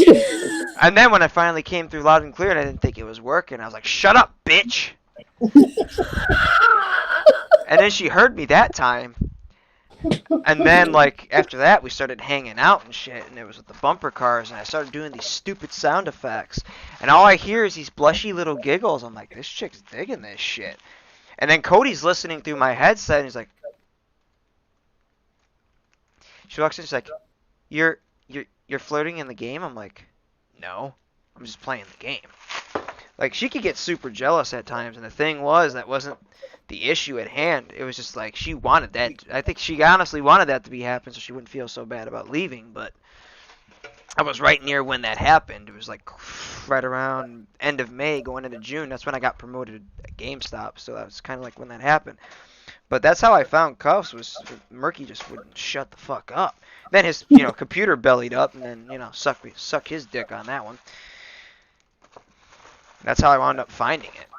And I kind of, like, started playing on it, and then the breakup happened, and then I was gone for 6 months, and, Yes, I know. And then during that absent time, I'm getting 5-6 people ringing up my DMs, like, when are you coming back, dude? It's freaking, like, sad here without you. Everybody's freaking the fuck out. Like, you just dropped off the face of the earth. Because even when I was on my own, I was a solid RPer by myself. And that was just through the lost he shit. would be on that server for like almost 16 hours at a time. That broke my relationship, was the fact I put more time into that, but Cody didn't know at the time. I was trying to get my channel going with that. I wasn't recording or anything. I was trying to basically get ready to start streaming and stuff like that. And the one server that I was working on with other people was like we were getting royalties for helping dev stuff. So each month that we were working on the server from April going through, I was racking $1,200 every month. That was our share. Each person, $1,200. Holy crap. So everybody basically got $1,200 each. And she, rather than worrying about the money, she was worried about her not getting any attention given. Now, I can understand that. I would give her attention at the end of the night. We'll watch movies or we'll watch TV or whatever. But it was always her I went to bed with at the end of the night and always held her and everything else. That's how that always was. But, that's just how some people are. They prefer the attention over the financial stability. Some people say that now, but when it comes down to the point when you ain't got no money, you ain't got no dough, oh well, That's how I found it. And then, I didn't have any regrets finding it. 6 months later, I come back, and I'm loading into the game, and it just so happens that it's coincidental. Everybody was hanging out by bumper cars, and I'm just hovering over there. I'm like, who are all these ugly-ass motherfuckers down below? And all I hear is, like, the silence go dense for about 13, 15 seconds, maybe 20. And all I hear is Buffy, her big-ass mouth. It's like, excuse me. Oh, she's all like, was that Josh? Did I just hear Josh? And it's quiet again. I'm like, did I stutter? And then all I hear is, Joshy!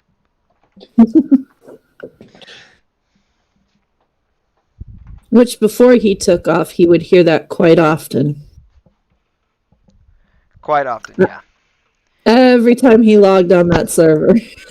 And it was That's interesting. It was at that exact night we were talking at that restaurant that we would always freaking go to in Polito, and she was like, I never thought I'd actually say that word again. In her mind, I was gone. Like, the last time she ever even talked to me was, like, in a DM conversation with another individual who, bear in mind, was not very supportive of the situation that I was in at all. Instead, insulted me instead. But, that's how that... So the night you came back was the night that Sherry sent everybody over to your channel to subscribe and everything. No, because it wasn't... Mm-mm. It wasn't until October when I had like 55 subs, basically, after just doing little streams on different games. That's when I went to Onyx and I asked if I could apply for streaming privileges. And he made an exception given the fact that I was doing pretty good with the other streams, and he put me on a trial run for a day. And seeing how well that I did with that, he didn't even question it. That's when the raids started. And then I went from like 15 subs to 100 subs before the end of October. And then comes November, I'm at 150. And then December, I'm at like 178. And now I'm sitting at now at 195. So in a 2-month span, I went from a channel that was a little pecker to fucking... Can't really give a description to it right now. Yeah. I went from being nothing to something. Right when you hit 200 subs is when your channel becomes relevant.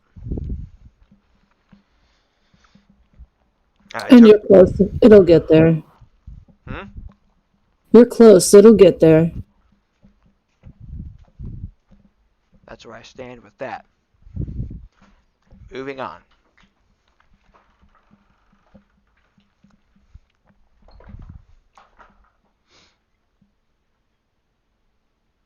Next. I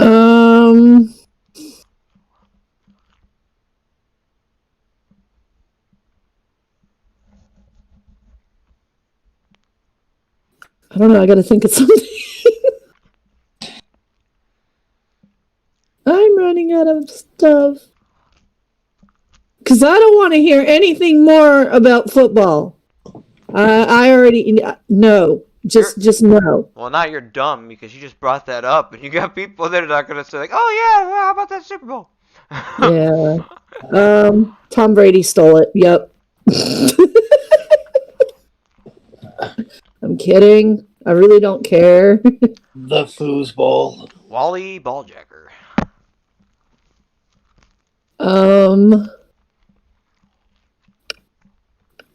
I know a lot of this, revolves around like 5M because that's where you and I met. What is your like most favorite memory? Oof. Huh, you have to ask me that? Well, yes. I think I know the answer to this question already. The wedding.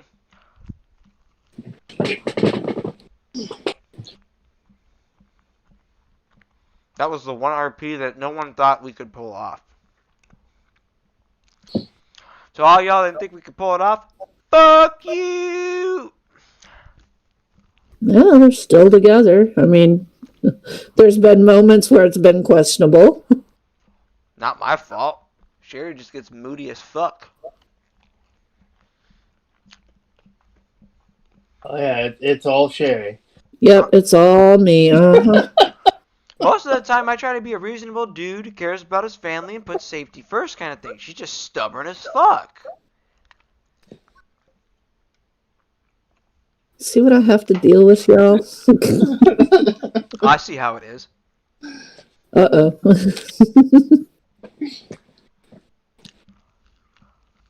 I'm just playing. Oh. Waffles. What is your favorite food? Jesus Christ. Oh yeah, there you go. That'd be the most basic question of the night. You're talking about food, so favorite food. Any Italian dish. and after my own heart on that one. Goddamn. Lasagna. Oh God, yes. Has to be homemade lasagna though. Of course.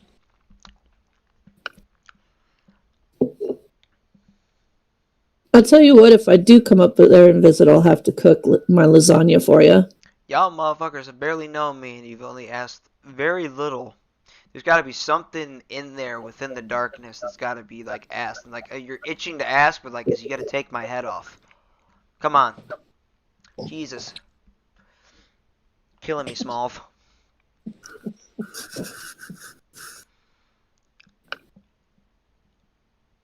You kind of touched on it earlier. Who?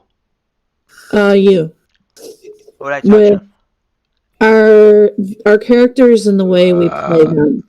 Okay. Ask your question. And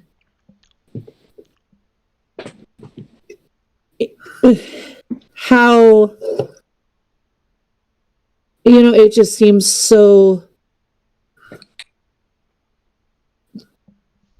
I don't know how to the right words for it, but it's like we manage to pull people in to the storyline, and there's people like Nick who just stay up for like 6 hours straight watching the whole damn shit show play out half the time. Well, there's a word for that. It's viewer discretion is advised. That's a phrase. Fuck your viewers' discretion. I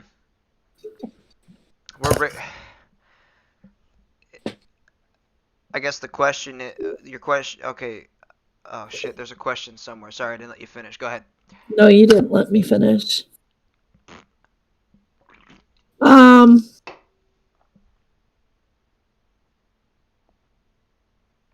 forgot where I was going with it. Thanks. I do. She was going to ask how I'm able to maintain a thought process that can run me 6 hours. Actually, I've done it before, so it's not that hard. Well, actually, it kind of is, given the fact that she's only done it once. and didn't do it as many times as we've done it until I came around, obviously, there's a Wrong. question there. Wrong. Yeah, I know you've That done an 8-hour one before that. I've done a lot of them in the past with Buddha, but all those videos, I don't know what happened to all of our RP, but it's gone. He either took it down or whatever. But we used to go for like 6-7 hours at a time on that server. Let me rephrase that. How do I maintain a 6-hour process into one story? I'm pretty sure those streams you guys did was all random shit. No, not really. It wasn't even going into that. It was more of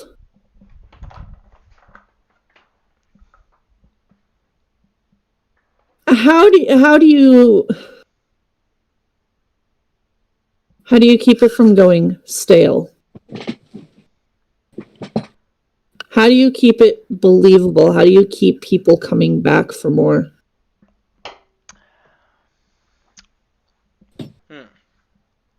How do I do that? Well, let's see. That's that's a good one, because that's my most favorite part to explain. Good, because there's going to be a tough follow-up question, so prepare yourself for that one. I don't think about things. I just do it. I used to, like I said, I used to use a notebook. I don't do that no more. I look at where we left off before and how that would follow up with this, and I just do it. And just off the cuff, off the cuff, off the cuff, off the cuff. And you just keep pouring out of my brain until once the stream ends, the little printer up here stops. How I keep it from going stale is you basically just change it up. And I change it up, that's where these plot twists come in all the freaking time. That she hates, by the way. She hates the plot twists. Some of them piss her off. But there's reasons for them. When I feel the RP is turning stale, the plot twist gotta happen. Because then it turns it into a different direction. And then you can kind of slowly transition back into the smooth direction it was going before, because it's not stale anymore because this part just happened. Now it went in this direction, and it reverts backwards. Do all of my plot twists consist of an argument? No, that just happens randomly. I don't know how that winds up happening. Their mindsets are two different things. The difference between the two characters is they both have an ego about the size of Mars and Jupiter. It's ridiculous. This is true. Hers a bit bigger than his, because at this point he just wants what's best for her and his family. That's it. He looks out for the interests of that. But at the same time, now they had an argument where he put the club on her shoulders. So now she's got to balance, that and that together. In a sense, she kind of feels pissed off because he put that on her. Now she's juggling two things that she doesn't know how to balance. To where Brian has had to give so much input on how to do that. But now Brian doesn't give much input anymore because of the fact, Josh has shot his dad in the face. And Brian's a man of family values, and he cannot value the fact of family killing family. He doesn't know what Josh has turned into. He doesn't buy into the whole the violence is gonna stop shit. But then again, he's a dude from Texas with I don't even know how to describe that little Looney Tune, but or what Amber sees in that guy, I have no idea. I think it's just the generous demeanor and how he treats her like a lady, and he's just a gentleman about it. I think that's kind of how the other characters were like, but then the patterns were different. But that's pretty much like how I said how things kind of fell on her shoulders before. Was the plot twist was this. I was okay, obviously he's starting a club. He's already talked to Head about it. But plot twist, what if he was just all guys? Kind of pushed her to be more into being a mom and doing the right things in life and keeping a clean living. Didn't work. It worked the way how I wanted it to work, which is I wanted her to fight back. Because I knew she wouldn't take it lying down. Fuck that. That blew up in his face. And I knew that. I knew that, and I didn't think it was going to blow up as bad as it did. Because I kind of felt Sherry on the outside of the computer was literally getting upset at the fact, like, he really does not want me doing this. And then I had little birdies whispering in my ear, like, you're going to let him steal the club away from you? And I'm like, oh, fuck, here we go. Whoa, time out. I'm going to correct this now that she brought that up. That idea was mine, and it was stolen from me by said people and given to her. So, we're not going to get that twisted. Yeah, we're not going to go there because that's just going to bring up more turmoil that just needs to be let go. That led to a lot of in-game turmoil. That's why those arguments have been happening, because it's like the dude feels insulted / degraded. And that's why his history with Head right now just got worse. You know, he had it also doesn't help. It also doesn't help that you know, Head does sneak in some snide, little flirty comments here and there when he's Head's got a thing for his wife, and Head better watch his head before it gets taken the fuck off by a bullet. It's that simple. It's not going to be a friendly fire. That's what that thing is with that. And that, he's acting like I didn't hear the sly comments he was making about trying to piss Josh off when we were on cuffs and he was in the hot tub. I heard all of that. His dumbass was on red the entire time. I did not know that. I heard him from like the basement, and I'm upstairs. I'm like, this fucker talking shit down there. I left it alone. That's why I left the house and I left them alone, because I was like, I'm gonna see how she reacts to all of this. Let it be known, she starts questioning whether or not, like, oh, you can't trust me. You don't trust me. You don't trust me. Then there was that one stream that came up after, which is when things pretty much, the club was kind of handed to her at that point. And it was about all like how, like, control freak. This is like, whoa! That's when I basically did that one stream where it's just like, I took that very personal. Because I couldn't tell at that time if it was a direction towards IRL, as we call it, or the game.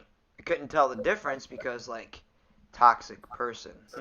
How is caring for his family toxic? I think either she's had too many brain injuries falling off of that bike and can't tell the difference, or there's some personal shit going on here. That's why I thought, okay, that's definitely not a character's perspective. This is literally a personal thing. This is stuff she wants people to hear. And after having a conversation about it, there was a lot going on, so where it's just like, okay, simply tell me what you don't want happening with this character, because I've been carrying the whole direction since the time we started it. She went from wanting to kill this freaking character off to basically turning her into a famous phenomenon on Facebook from RP. All that was. She could have put input in at any time if she would have, like, that's the thing. There was a lot of animosity that was not understood by me until she sent me this Declaration of Independence size fucking message. And I'm reading this like, shit, do I have to sign somewhere? It was large. Wow. It was large as shit. But it made sense because I'm like, okay. It wasn't, when I wound up explaining it was, I didn't try to make it to a point where it's like was trying to write her character off of the MC life. I was looking at it from a logical standpoint.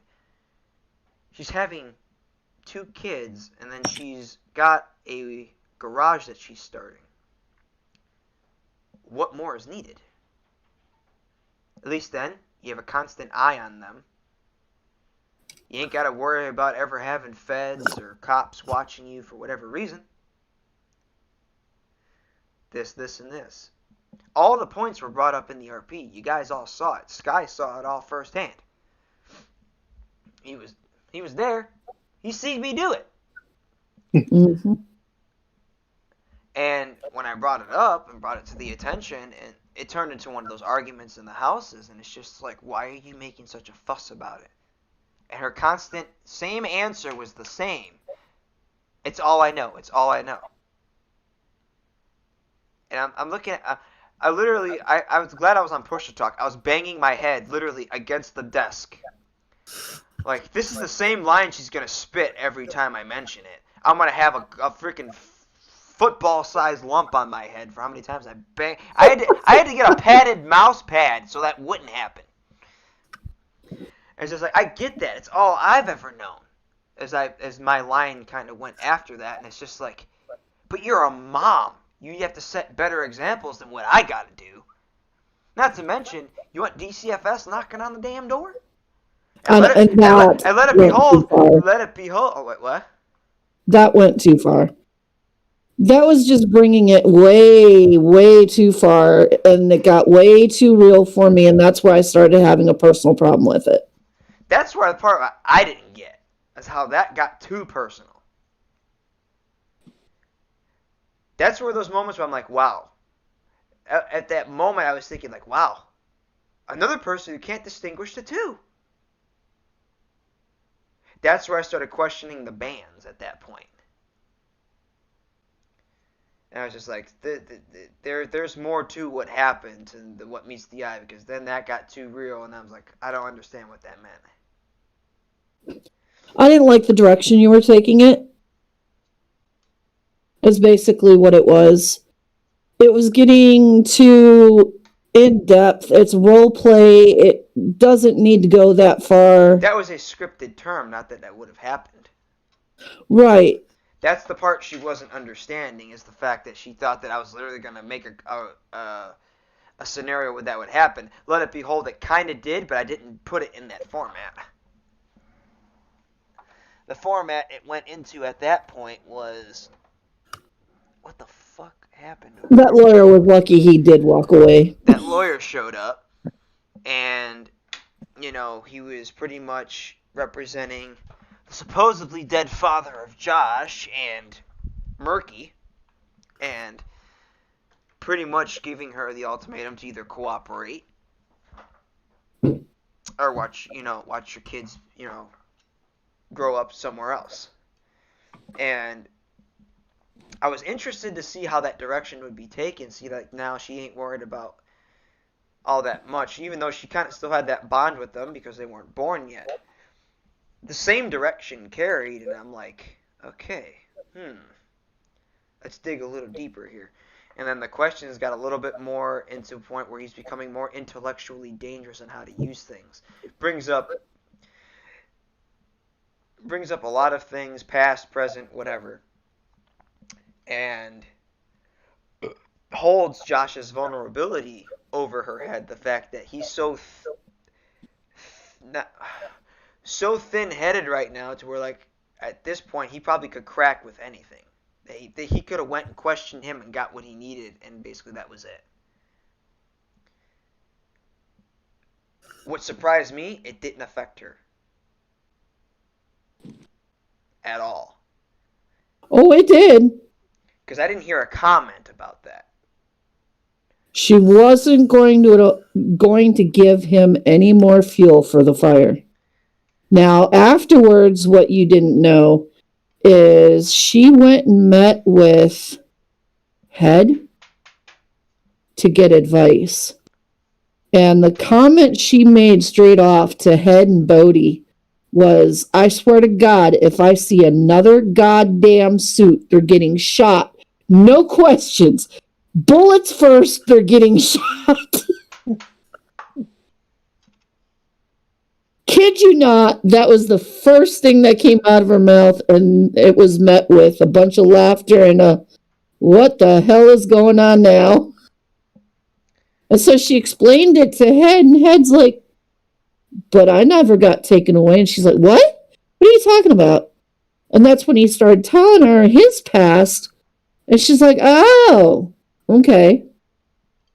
It makes sense.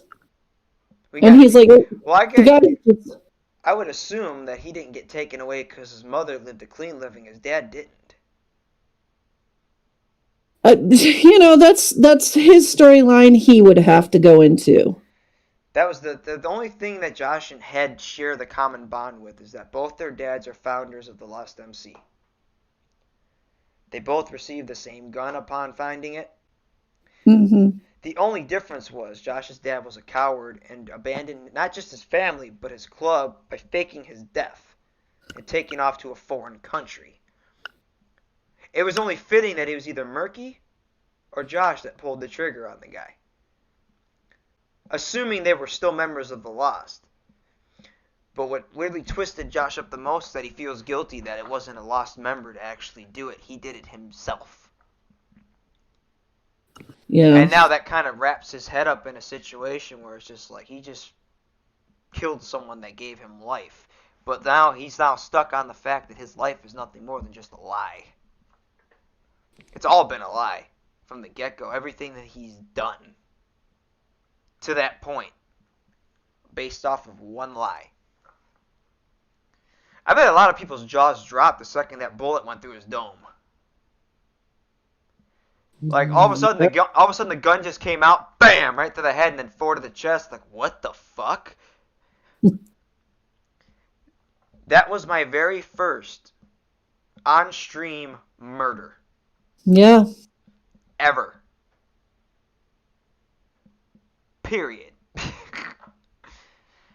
So my hands were shaking afterwards. I'm like, holy shit. now the question is, if it came down to it, would you kill him off? Who? Josh, the character. Would you kill him off? The only way that would happen is if something permanently happened to Sherry.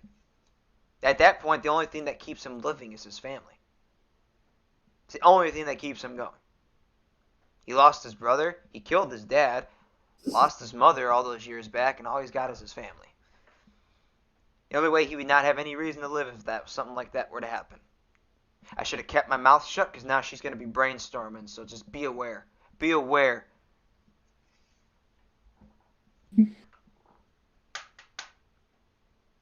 Be very aware, people. Oh, I mean, it's crossed my mind many times. And it's actually happened where, you know, back on the other server that we shall not mention, I was about to put her ass on a plane and roleplay it that she left for back to Liberty City.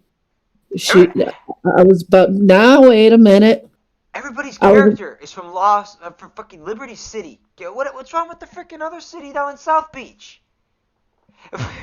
I always roleplayed her from Liberty. Always. That's where everybody's from, apparently. I have no idea. But yeah, fuck South Beach. I've always roleplayed her from there. But no, it was that night where Josh was up on the sign and Tanner comes speeding down to the airport, and I'm just about to, put in there, is getting ready to board the plane, takes one last look at the city, and he's like, "Sister, get in this car now." And I'm like, what? He addresses her as sister. Like, Tanner's freaking he's so robotic, it's funny. Sister, get in the car right now. Brother is talking to you. And the whole twiddle thing that you had put out about the sign and all that, and Tanner's like sitting there screaming. I mean, role play, I shouldn't say screaming, but yelling at his sister. Message him, call him, do something. And all I could do was role play her there, sitting there in the front seat of his car, just shaking her head. And he was literally started yelling at her to snap her out of it. It's pretty bad, but at that moment, it was just like, he basically, I think, if I remember what Tanner said correctly to me, was that like he had a reminder of like, it's not every day, especially in your case, you had a guy that was willing to go above and beyond for you. Because before Josh came around, forget it.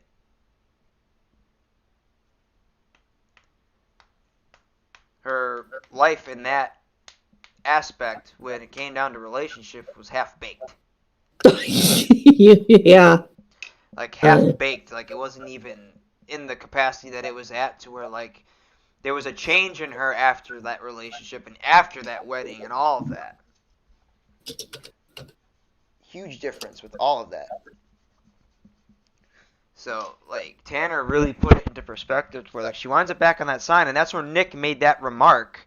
And there was, like, at the end of stream, we debated it for about an hour. It's like there's no way that's gonna work being role played. There's no way. You know, it took a lot of convincing because I've got, and it still. It wasn't convincing. He was like, you found it interesting later. I found it interesting later, but it took some. The reason I put up such an argument about it is because of my personal past, and you mentioned trying to keep the two separate. Well, when you're dealing with trauma from a past that involves a child, it's really hard to kind of role play that kind of stuff. Until I finally told her about the traumas of my past with that. Then it made sense. Well, it didn't make sense, but it kind of helped. It did help. It helped a lot. The fact that she wasn't the only one between the two of us dealing with that. So there was, like, you know, moments in time where what sucked is that managing the end of the end of the cycle, because I couldn't RP Brian as a doctor, considering the fact the way they're doing things here, there's no doctor role, so he couldn't do shit. I got reprimanded for that, but I kind of owned up to it because, like, at that time that was me thinking. I wasn't lacking critical thinking. I had to use improvising at that moment, given the fact that that's how we've always done it. I didn't think about it like, oh, the job isn't in the server, so you can't have that job. That was not what I was thinking at all. I was literally thinking about how we've always done that. So it was a lot harder to do that, so she had to do these off-screen doctor's appointments, which made it a little bit more difficult. Yeah. But made it kind of easier, because at that point, Josh could just drive her to the doctor and wait out in the waiting area or whatever the fuck it is. Or go off and do whatever he needed to do. And that's pretty much how that pretty much went down. And then the thing is that as we progressed with the whole thing with SOA, and I'm going to say this aloud, I got, you know, like I said, everything's all good with everybody. I got no issues with Rebel or Tanner or Horns or anybody of that nature. It was just like, there was a misunderstanding with me one night, and it just, things got jumbled up. What Sherry wound up feeling bad about was the fact that I put all of this effort into it, on top of all the money I put into it. She started to feel really shitty. And things were thrown around there, and thrown there, and thrown over there. And then there was one moment in our private Discord where it came to, you know, the club's Discord, she put something in there, and what the hell is this crap? Who sent me porn? What is this? Oh, never mind. Music video. Jesus Christ. Like, who sent me pornography? So that's just the mystery for you guys. So we don't even know what's gonna happen with that. Neither will you. So I'm laughing. It's just how we've always done it, and that's how we keep it from being stale. What was the follow-up question? Oh, killing Josh off. Like I said, yeah. The only way that would really happen, like I said, is if something tragic happens to either his daughters or his wife. That's just how that works. How that would happen, I had a couple ideas. He would be with the club long enough to where he just became so bent on shit. I don't know. Like I said, I've never put really any thought into it because it's been such a great story. I never ever put into thought about how to kill him off. I just wouldn't see it happening. Well, now we also have to watch it with the rules of this server, because this is what I love about BSRP. And I love Tanner and Rebel to death for putting this in. There is no suicide RP allowed. Period. The closest thing you could do to that is make it look like an accident. Yeah. Because honestly, where we came from before, it was freaking ridiculously full of it. It's still going on. It mentally fucked me up. This was a lot of which led to a lot of my mistakes that led to why my RP was the way it was. It was the fact that I had to RP being in a club with people that kept doing those same scenarios over and over, almost every community night. And it was just like I tried to help people, those certain people, better their RP and give them scenarios that weren't the same or even similar to it, but were unique. And it wasn't really taken to heart. It's just the way things are. But like I said in the beginning of the questionnaire, is that I don't have an issue with people with, disabilities. I don't. No, neither one of us do, actually, and I'm going to tag myself on the end of that as well. I have no issue with Panda or Meg or Tori or any of them. In fact, I talk to Panda on a daily basis now. Meg and Toru, since they've gotten involved with someone, they don't talk all the time anymore. But in fact, Panda is back on a couple of Discords that I belong in, and I'm on his, and he's not a bad person. He really isn't. I think he's more when it comes to RP, but that's about it. He is goofy. He's goofy, but I think, my take on that is I think that's how he deals with his real life. And that's fine. Try to be funny. I don't have it. That's how I deal with my RPs. I take my real life crap and throw it into a character. Unfortunately, this is how Josh is, but it works. Because I'm astral projecting it. Sherry astral projects Sherry, and that's just how it's been. You guys get to see how our life is in a virtual aspect. Or how... It's kind of how, I wish I could be. Am I like that real life where I'm like this, person that's been hurt so many times that I've got this really hard exterior and kind of soft, but I don't let people see it? Yeah, I am like that. Only one person has seen that exterior. Only certain people get to see the true me. And only certain people get to see the true side of my character where she's that caring, loving person. Otherwise, she is hard as hell, and she's quick to tell people, fuck you, fuck off, and we'll walk away.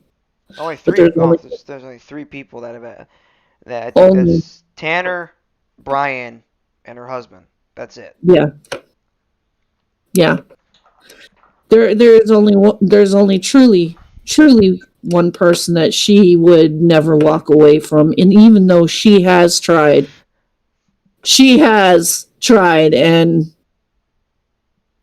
either Brian's cut in and reeled her in, or there was one night in particular, I think I was streaming, I can't remember.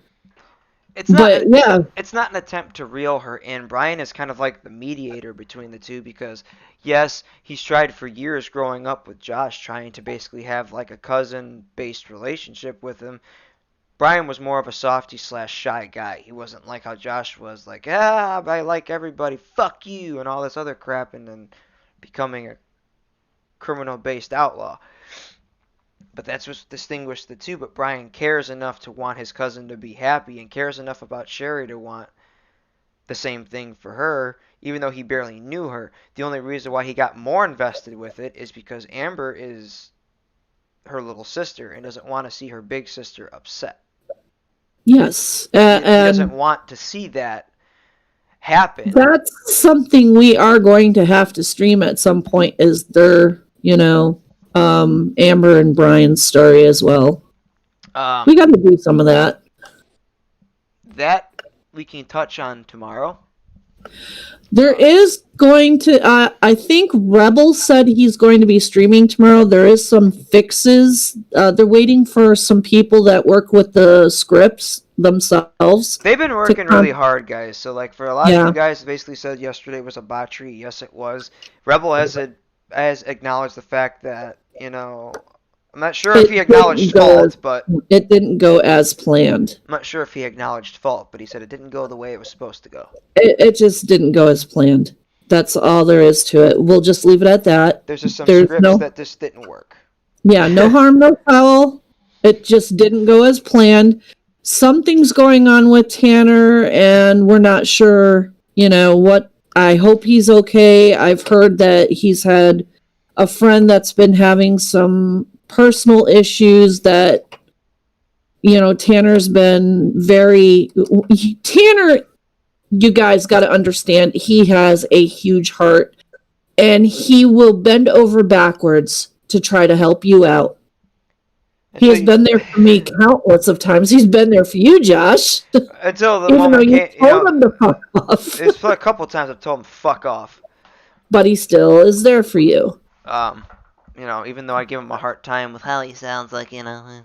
He finds it funny as hell. I try to talk like Tanner. I almost made a duplicate doppelganger character and called him Tanner. Tanner 2.0, like call him the Tanner bot and start talking like a Tanner robot. But I've just pretty much made it like all my characters are based off of like so like in case you guys are confused, by the way, while we're on the subject of characters, 5PD. So that is in a different realm where this is before Josh and Sherry's time. So like they're still the same characters. They're not married. They have no connection whatsoever except the job. So that's a different universe, as we'll call it. We're just going to call it a completely different universe because Sherry, on any other server, would never hates cops. Hates cops, exactly. Now, bear in mind, she did kind of make a lot of sly comments about the Chiefs' ass and arms. So she's still on the same path of like, oh my god, I'm gonna smash this dude. But like, yeah, she's still on the same warpath. But like, you know, never would you see those two ever wearing a uniform. Yeah. Anywhere else. You would never see her wearing a uniform anywhere else. Now, I will say this: yes, she did do fire EMS at one time. But until a certain somebody kept getting himself blown up and burned. No, a friend died or something. It was Redneck's, and it's the original, The Gaming Redneck, not Redneck Gaming. He had a character named Frank. I can't remember his last name. Furter. But yeah, whatever. And they ended up breaking up, and Redneck decided that he was going to kill his character off, and he did not tell me anything about it. He did not warn me, and him and I are pretty close friends. Well, were pretty close friends. And it was after that Sherry had announced her engagement to Zane. That's Caged Freedom's character, his MC character. And it was 2 days later. Now, I did fire EMS with Sherry first, and she ended up getting this call to Frank's house to do a, what is that, health check or welfare check. Cops do those, not EMS. EMS does it too in a lot of places. Yeah, because the story went that he hadn't been heard from, and they wanted a welfare check. The cops ended up going out there. She ended up going out there. And I think it was the cops were there first. Then she was doing Medic 1 and ended up getting called out there. It was the first time I had to deal with that kind of role play. Personally, on a personal note, where she had to walk into a situation where somebody she was very close to at one point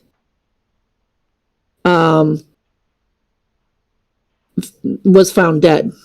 Basically, the character had died, and from blood alcohol count was like through the roof. Died of alcohol poisoning, and yeah, I role played it where she did the whole completely in shock. She came out of the house just ghost white, and I did the whole. That was right after we got those new nice emotes and everything, and I did pass out right near the back of the ambulance, where she just fainted. And it was after that I pulled her from EMS. I want to know how that worked if we're not allowed to basically have like half outlaw, half, whitelist job like that. It was after that the whole criminal / whitelist thing was told, you can't do that on the same character.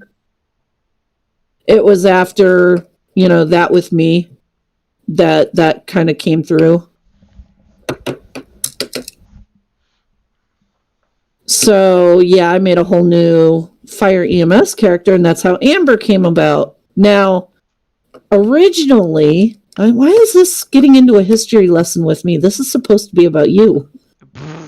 It was a discussion about characters, which fits the key.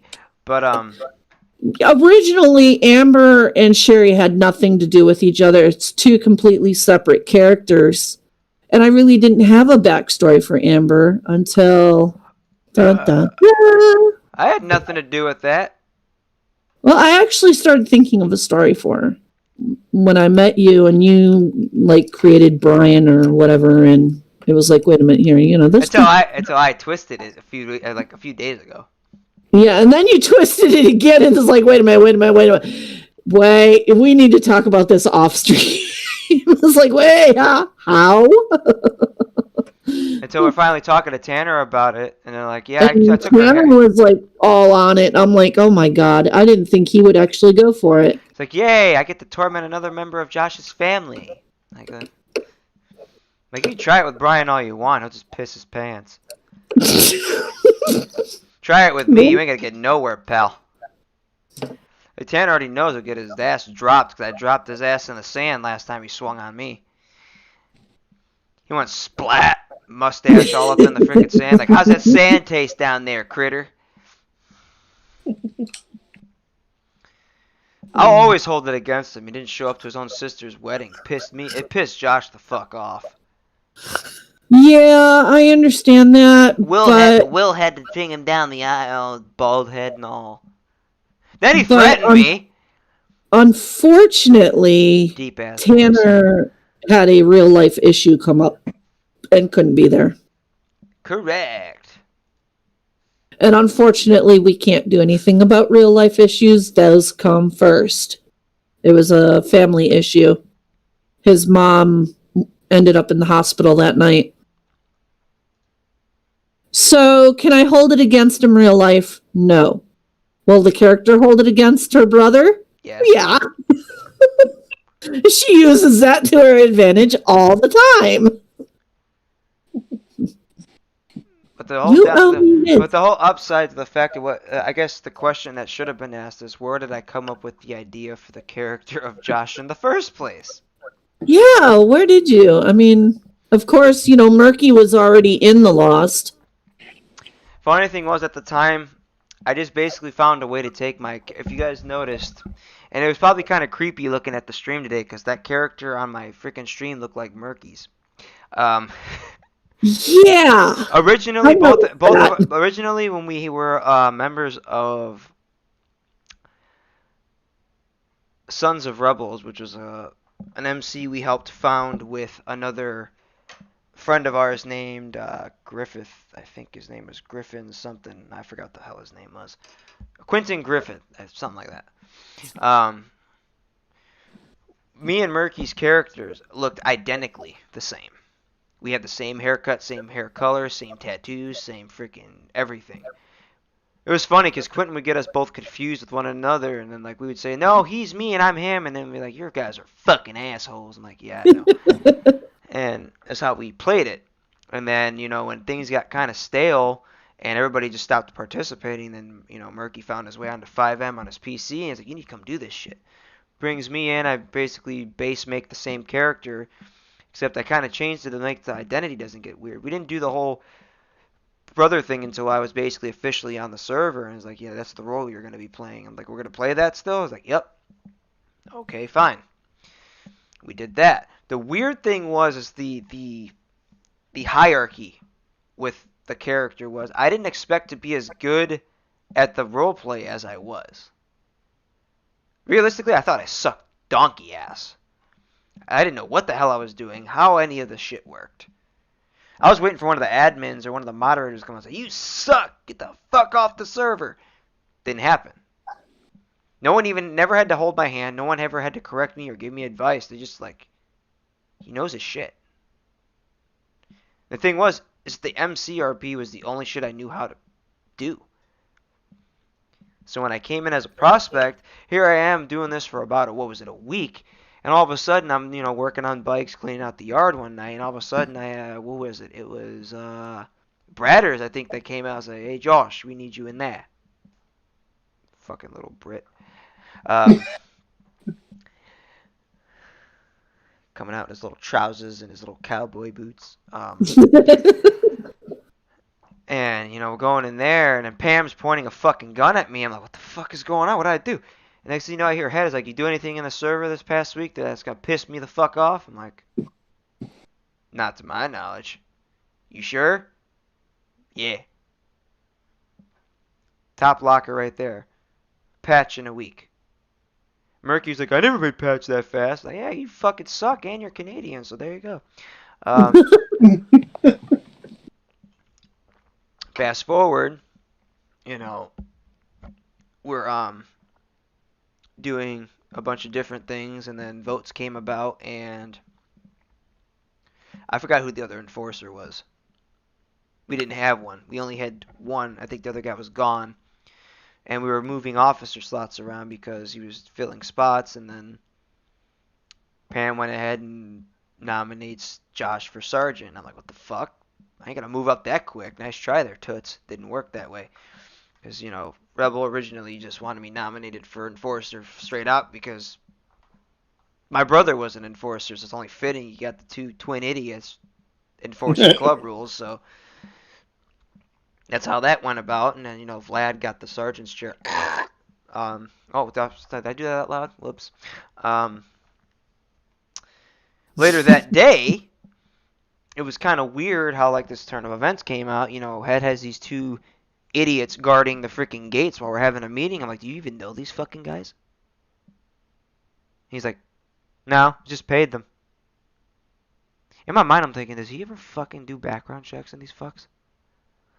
Before he just brings random people to guard his gates, touch equipment, give them guns.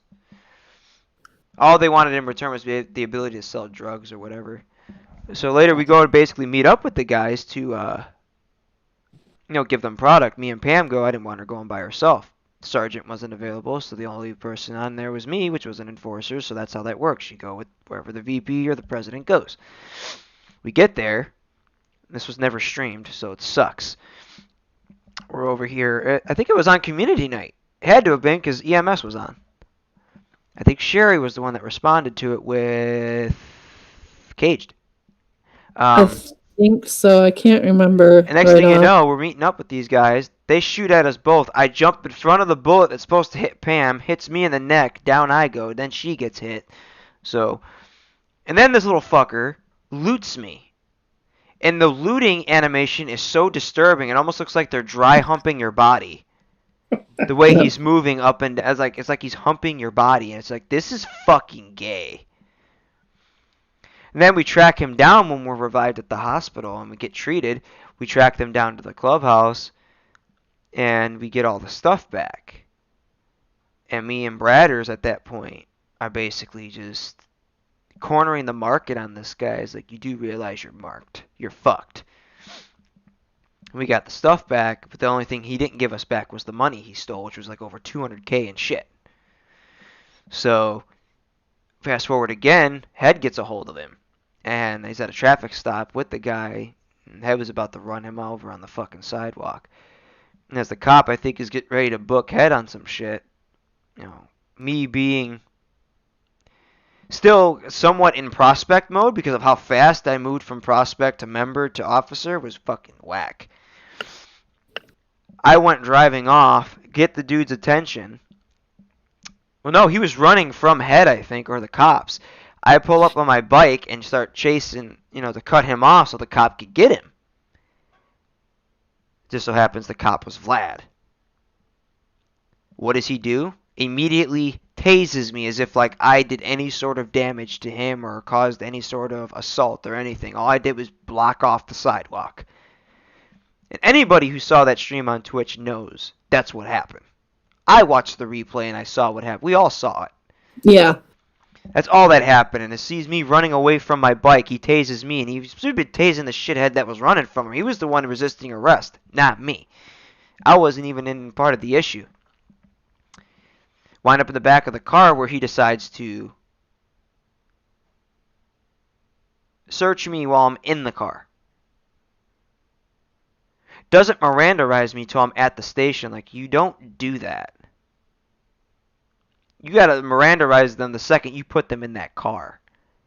So that's where all of this controversy came up, and then he sat in jail for about a year. Which when I RP'd that for a year in there. That's when I was promoted to sergeant while I was in there because Vlad just wasn't active anymore. That was just a waste of an officer spot. He said, "Oh yeah, I'll be more active." Yeah, fucking right. And then RP that, and that's where Sherry started to kind of feel bad for him. But I think the way Josh carried himself in the story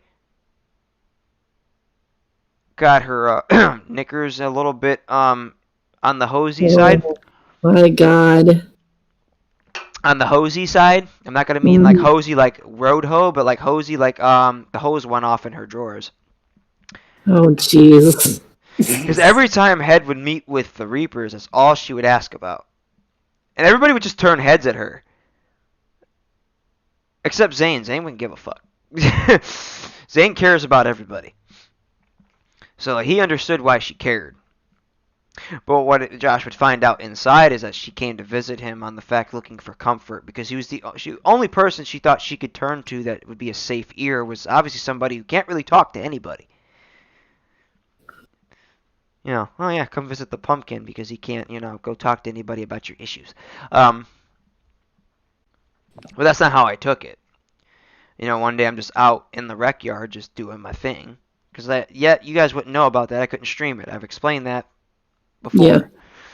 And when that all came about, what the fuck is this now? Oh. She comes to me saying how, like, that's when she found out that Zane did something really stupid during the bachelor party that he was supposed to have. Mm-hmm. And she was really upset, and she felt the only person she thought she could talk to was somebody who she really thought would give a shit. And I'm looking at her, I'm like, wow, you barely know me. Why are you coming to me with this? And then they kind of would have conversations back and forth, and that's when he basically kind of gave her the first speech of his, you deserve better.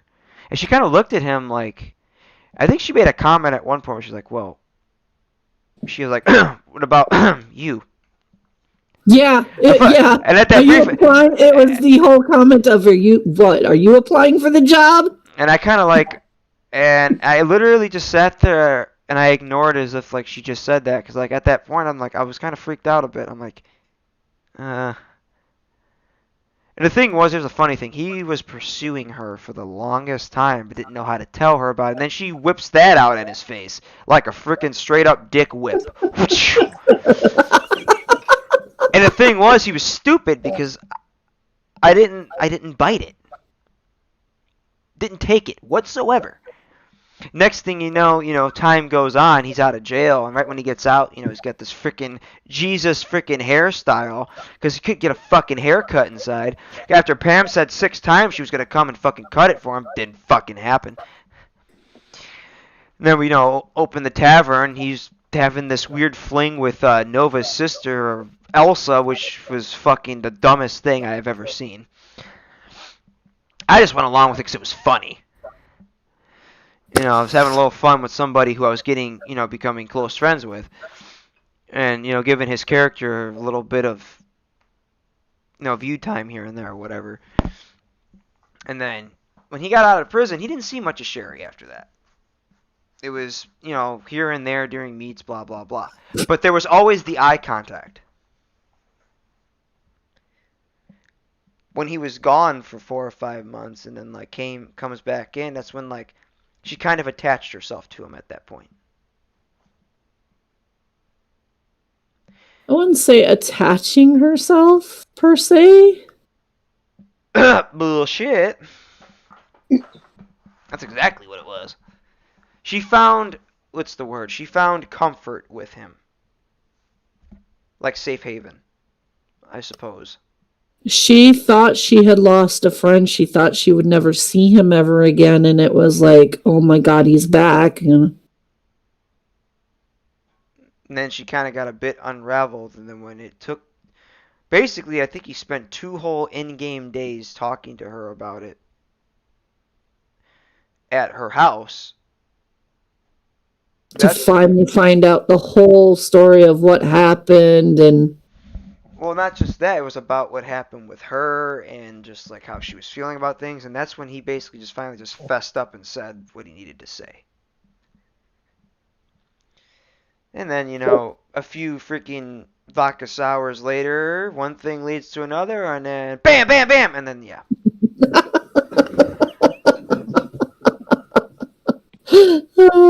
And that's the story of pretty much how, he was started up until where he's at right now. And then that's basically where you guys came in and got to see how that all basically played out. Pretty much how the way was paved from that point on. Which is pretty interesting to say the least, because I didn't even think it would get this far. I would have saw either my character being dead beforehand, or especially the way she drove. Oh my god. Her driving still shitty. I gotta wear 2 seatbelts. I gotta put 3 or 4 freaking seatbelts on these car seats. I'm just kidding. That was just the added effect. Yeah. But, the thing is we moved to this new place, and it's just you look at her character's complexion, meaning the face, in one server versus this new one. As soon as I saw her character for the first time on this new server, it's went from hot to super hot.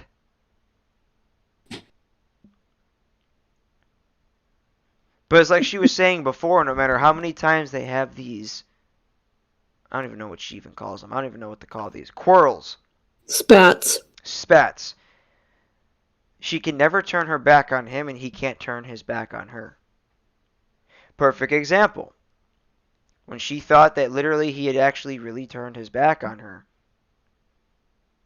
she had Silos and Buffy make these 2 crackheads kidnap her, do God knows what, to this pregnant character.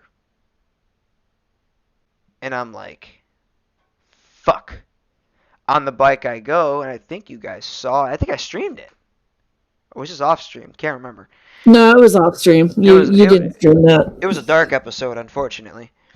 I don't remember that. I rode the bike up to the weed farm, which is where it happened, and I'm in the shootout with these 2. And then next thing you know, I take them both down, put her on the bike, take her to the hospital. I take about 12 bullets. Most of them hit the vest. I took one to the leg. That's why he's got a bum leg that he mentions. And the thing was, she asked the dumbest question when they both come to in the hospital. She's like, what were you thinking? What the hell's wrong with you? And the one thing is what he said after that is the reason is she never questioned him again with that, and that's when at that point she knew she couldn't walk away. And Yeah. all she needed to hear was that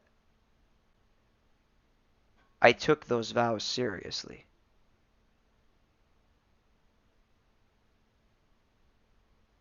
All she heard was that the fact he took his vows seriously. If he wouldn't have said that, she probably would have doubted, and I think that's what the answer she was looking for. She wanted to, I think the whole concept was she wanted to see how far he was willing to go, or how much he actually did care and love her. That he was willing to get shot 12 times. Over and over and over. And get his ass beat by 2 random crackheads. And lose almost $250K, which they never got their hands on because, realistically, I didn't get the money. Because I knew they weren't walking out. I stabbed one, shot the other, finally, limped my happy ass out of there, carrying her on my back, and rode the bike all the way back into the city. And it's just like, wow, craziness all around. So, that's how all that pretty much came about at that point. And ever since then, it's just like she just looked at him differently. In her mind, it's like, Zane never did that. Nope. I love Cage to death, but Zane's just a big coward. When bullets start flying, he's running. Love the dude to death. Do anything for him. Oh yeah. But he's got to toughen that dude up. But like, I think that's what she mentioned the next day. I think when they were back at home, and I think it was during like when they do yoga in the morning, is how like that's their routine. She's like, you know what you did for me, Zane never did. Yep. And the thing was, the scars were there to prove it because like you could see the scars that were left from the welts from the bullets that hit the vest on him because he used to be like he does yoga without a shirt on. That's like her favorite thing. So it's like when you don't have it, when he doesn't have a shirt on, that's just like that's when she has undivided attention for the most part. So for the most part, and that's just like the welts are there, and she felt so bad. She's like, I feel horrible that happened. It's like, shut up. She had a point to prove, and her point was proven. There's been, plenty of times where, like, I feel like, I felt like, whenever there was parties and stuff like that, and friends were over, a lot of times you guys would notice she would take off for literally about 30 minutes or to an hour on end during the stream, and she'd be off doing something totally different. And, here comes J-Poc. It's like, oh, what's going on with her? What's going on with her? Is she all right? Or like, oh, this guy, this fucking 30 questions. That's the thing with J-Poc. He cared about both of us in and outside the game. Mm-hmm. That's just how he is. He always wanted us to be good and solid and all that. A lot of the times I didn't know what was going on with her. She would just take off without any sort of like anything being said. She would just be gone. And the thing is, I think she was morally upset. The only people that noticed was me and J-Poc. I think that was Sherry's way, IRL, to kind of figure out and weed out who her real friends were that actually gave a shit if she was there or not. She was just tired of people walking out.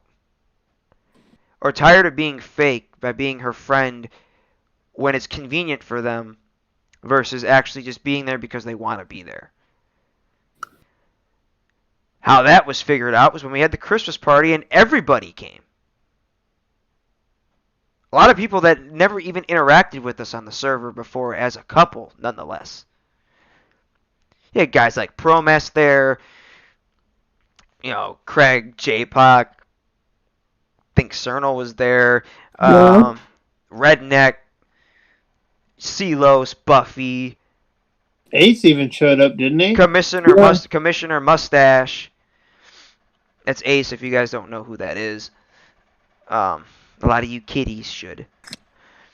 Commissioner Mustache showed up.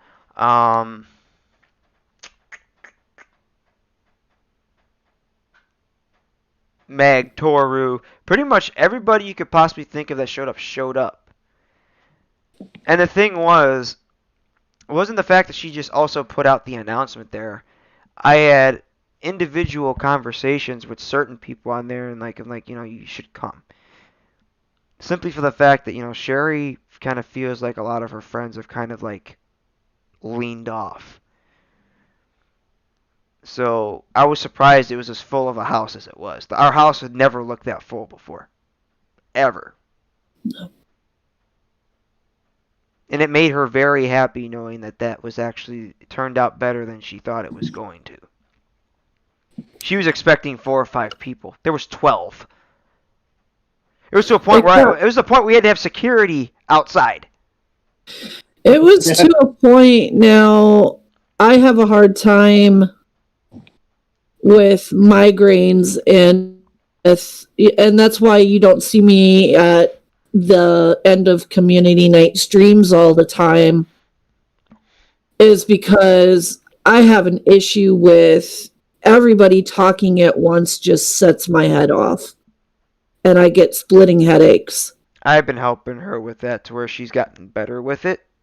It's tolerable, but it's to a point where, like, if it's just becoming like to a point where there's 50 people talking at once and not one at a time, it's just like, yeah, that's where she disappears to for those times on end. It's just like, until that shit calms down, I'm not moving. I think it was morally just people were concerned that it's like there's always something wrong. I said, yeah, she probably got a headache. It's like, a lot of you guys talk out of turn. Not to mention, she doesn't really get to say much. You guys are always talking. Well, or certain people would show up drunk off their ass, and it would be nonstop flirting with whoever and whatever was there. There was one particular moment. I think it was the holiday party before the actual Christmas. It was a St. Nick party before the Christmas party, which is the one I was hosting. And in-game Sherry got things mixed up with outside-of-game Sherry. Oh no! Sorry. She got in-game Josh mixed up with out-game Josh, where like she literally thought Josh was flirting with Buffy or Pam, quote unquote. At the time. Oh no! It just equal parts pissed me off that night. Well, that was the big one. Because believe it or not, Sherry wound up at the Vanilla Unicorn dancing her ass off. He knew about it, he just ignored it. Actually, no, she never made it down there. She was up at Polito sitting in front of somebody's house. Yeah, she became Sherry the stalker for a while. Or the creeper outside of the house. That's what it came down to. There was always something being launched at that house. The thing was, what Sherry didn't really understand at that moment in time is that's when she didn't know at the time, but like Josh and Pam did, that they were related already. So she took that out of context when him and Pam finally came up to Sherry and told her what was going on. She felt really bad. Oh yeah. And she's like, "Oh my God, I am sorry." I'm like, "Oh my God." Ask questions, There's the assumptional part. But then again, it was at that moment in time, like it was shortly after she found out she was, you guys already know. So like hormones were all over the place, so. And then at the Christmas party, she pretty much announced it to like 12, 15 people, and then like everybody was just. It brings back the good memories because that was like the very last big thing we were able to do there. Yeah, sadly. And all we have to really show for it is basically a stream and a picture. So it's been rough for us. We've been adjusting. It wasn't easy. It was easy for me to basically get off what I had to get off my chest at the end of the stream today with Onyx. Like I said, I don't have anything else against the guy. It's over with. I never did to begin with. I was pissed at myself and I took it out on somebody different, and I've expressed remorse for it. It is what it is. He could do what he wants with that. He could either accept it and move forward, He wants to have a conversation, he can have a conversation. But that's where that goes. Yeah. You know, I believe that I was anywhere near close to out of line with the RP? I don't think so. I was RPing a character, not a real life standpoint. You know, character abuse, there's no such thing, and there's no law against that. Can't imagine a cop ever basically getting in my face over playing a character. I was morally concerned with, like, you know, other rules that were being broken, like, you know, certain police cops having civilians move a police car Yeah. and crashing into flagpoles or whatever it was. But, you know, we did a lot to make things interesting and thought we were trying to catch a lot of attention for said server, but it is what it is with that. But that's just pretty much the structure of the characters. You know, a lot of people are interested, like, how did this happen? It's just how it happened. Me and Sherry grew close over that course of time, and then when I was dealing with my grief, she was dealing with hers. We kind of just, like, pulled each other out of that shit. That's all that was. And it wasn't easy for either one. No. We've had some ups and downs. We've nearly walked away from our friendship I don't know how many times. I never really walked. It was more of the fact, like, she can get really, really temperamental to where that happens, and then she'll start crying about it because she freaking hates that. Because when she calms down, she feels really bad. And then she'll ask questions as to why something happened, and I will answer it. Never once have I ever held it over her head. I don't think there's been a single fight we've had that I've ever held it over her head. No. Or thrown it in her face. You know, No. there's just some things that there's some things that we just disagree on, and then, you know, back then there was a lot of alcohol involved too. On both sides, to where it's just like, that became a thing that, it was a pet peeve for both of us. If one was caught drinking by the other, it turned into a problem. And then there was nights when we'd both do it, and it was just like, you know, fuck what he said or fuck what she said. It was bad for those months, and those were the months where, you know, you get the drunk Sherry streams, and I never did one of those, but simply for the fact I didn't really think I could actually do that. I wouldn't actually be able to. I'd probably just go face down at my freaking keyboard, and all you're gonna be hearing is like, that's the end of that. Because if I drink too much, I get super tired, and then down I go. I fell asleep at a freaking bar. At the bar. And they're like, can I get you an Uber? Can't even give her a straight answer. That's just the character structure with that. That was the longest ever follow-up question. Ever. Yeah, no lie. How about something a little bit more simpler this time? And don't say what's my favorite color, because that's the most bogus one. I know that one already anyway.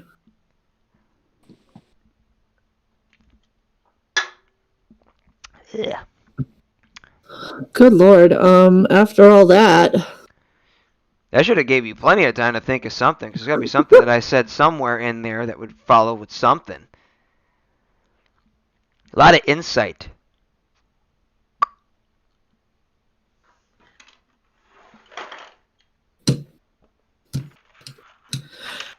How about you, Sky? You got something? Sky, your turn. Oh, fuck. Oh, come on. Sky. You heard all that, and you don't have one question for any of that?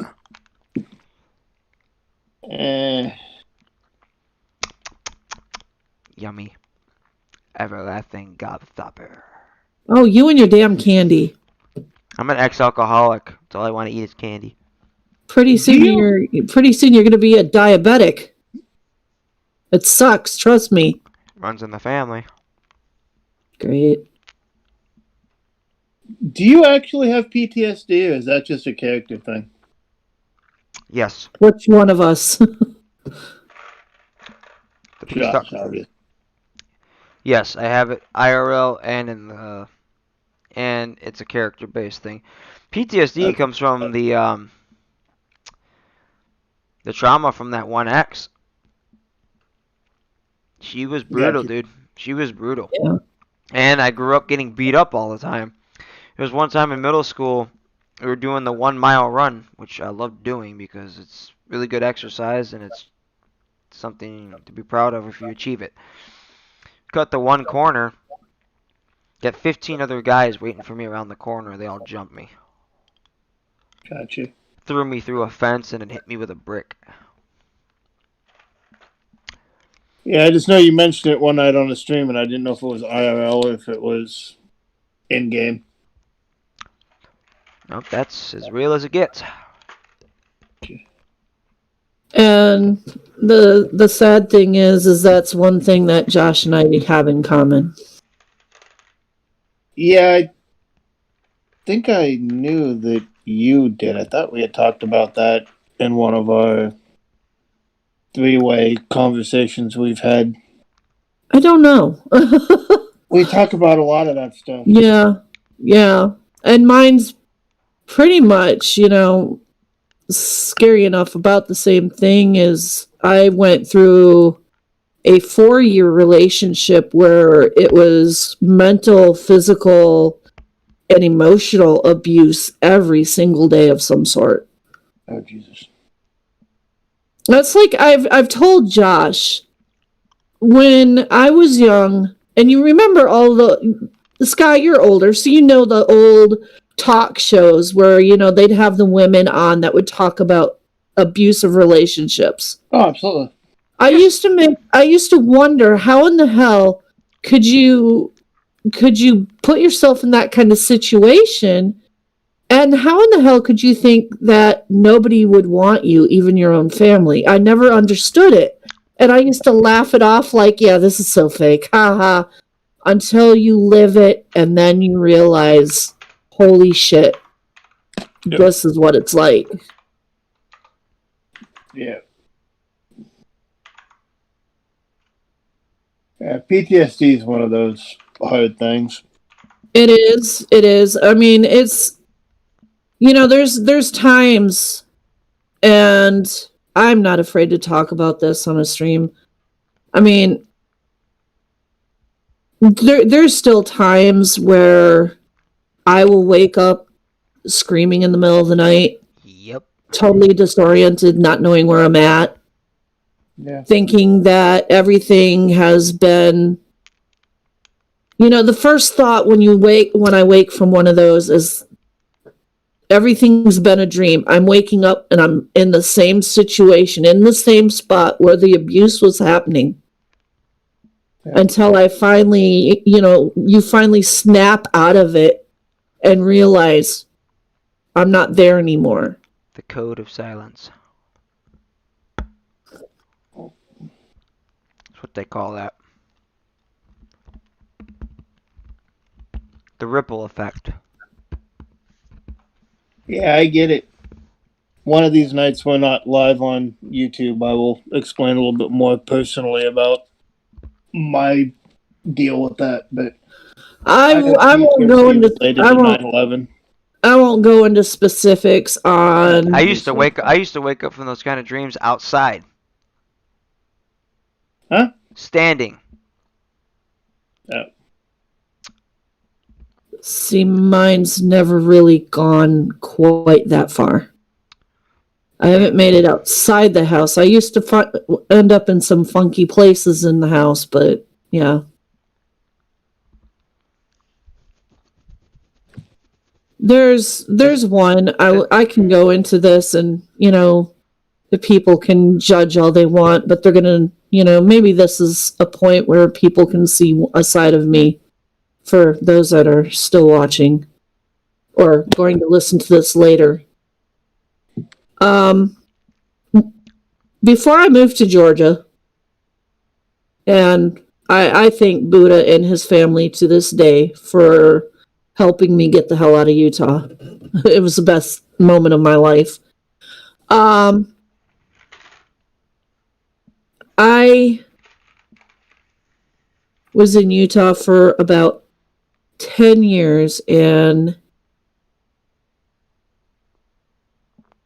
about, I want to say 7 of those were spent, let's see, no, 6 were spent living with roommates that her and her husband were extremely abusive to each other and everyone around them. She was a narcissist who believed that, the world revolved around her, and when she said jump, people should ask how high and do what she wants immediately or face her wrath. Right. I was constantly living with the threat of being thrown out for this, that, and the other thing, or, having to listen to people just screaming at each other. Well, that kind of fucked with my head really bad. And when I had met my ex-husband, he moved in and we were going to get our own place and all that. And, well, we finally did that. And when we got everything moved in and I was sitting on the bed and he was still unpacking, and I was just sitting there, and one of the cats came up to me, and I remember hugging this cat, and I just broke down in tears. And it wasn't the fact that, I was sad or anything like that. It was relief. I had never felt like the universe had been taken off my shoulders before that. I felt like I was going to end up dying in that house one day and nobody would know. I was attacked by their dogs trying to break up a fight. They had left these vicious dogs alone with me, and it was a pit bull, an American bulldog mix, and they just went at each other. And then their puppies got involved, and it was an outright mess. And the first thing I could grab was this big old broom, and I started swinging it around the room, like, just couldn't. Yeah. I lost it. And I'm like, never again.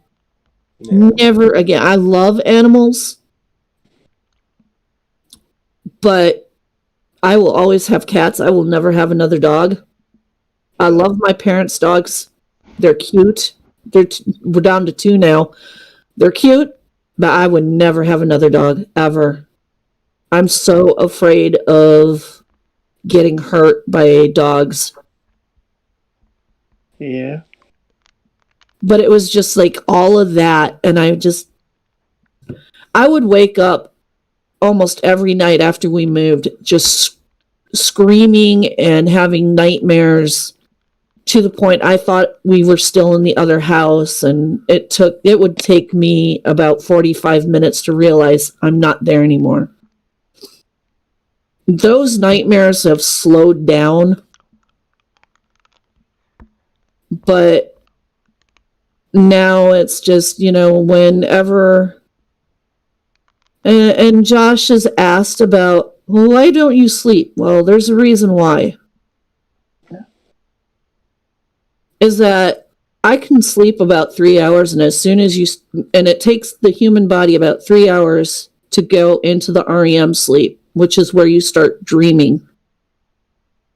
As soon as my mind starts clicking over to that, I wake up. Unless I'm so exhausted, I just sleep through it. But it takes a lot for me to get to that point.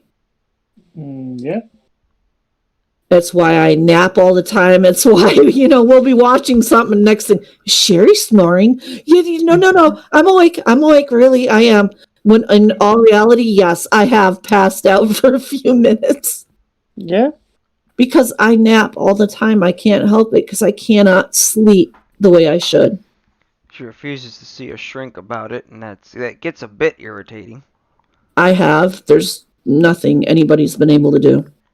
I get that part of it, because with my whole ordeal, I was forced to see a therapist, and it did me absolutely no good. It didn't. I don't like therapists. That's where you get into the realm of you're talking to somebody who's paid to sit there and just give you canned answers. Like, dude, this isn't helping. Do you even care? Not even a therapist, more like a psychiatrist. They can issue you like a medication to kind of shift your mind in the right direction. But see, that's the thing. I hate the mental meds. I have been on mental meds since I was in my mid-20s. And not mental meds. There are medications that suppress dreams. I don't want to do that. The less I have altering my brain, the better. It doesn't alter the brain. It alters the part of the brain that produces dreams, period. You just get blank sleep. That's it.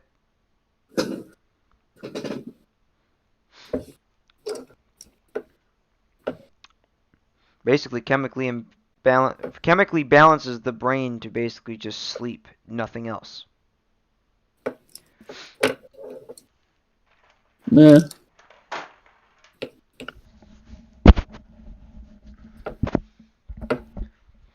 I don't know about all that mumbo jumbo, but yeah, okay. Aside from PTSD, what else, sir? I have no idea. My brain is gone. Your brain's gone. Oh, it is midnight here. That's 2:05 here. You've been streaming a podcast for 3 hours. Yeah. I'm going to have to leave here pretty quick. I got to be up in about 5 hours, so. I am a god. I could pull any kind of this shit off. Yeah, I got to go drive for 12 hours. Yeah, we can't have a sleepy Sky driving. No. Something about 80,000 pounds and falling asleep doesn't go well. No, that doesn't work well for anyone. And the hundreds of whoever I kill on the side of the road probably wouldn't be very happy either.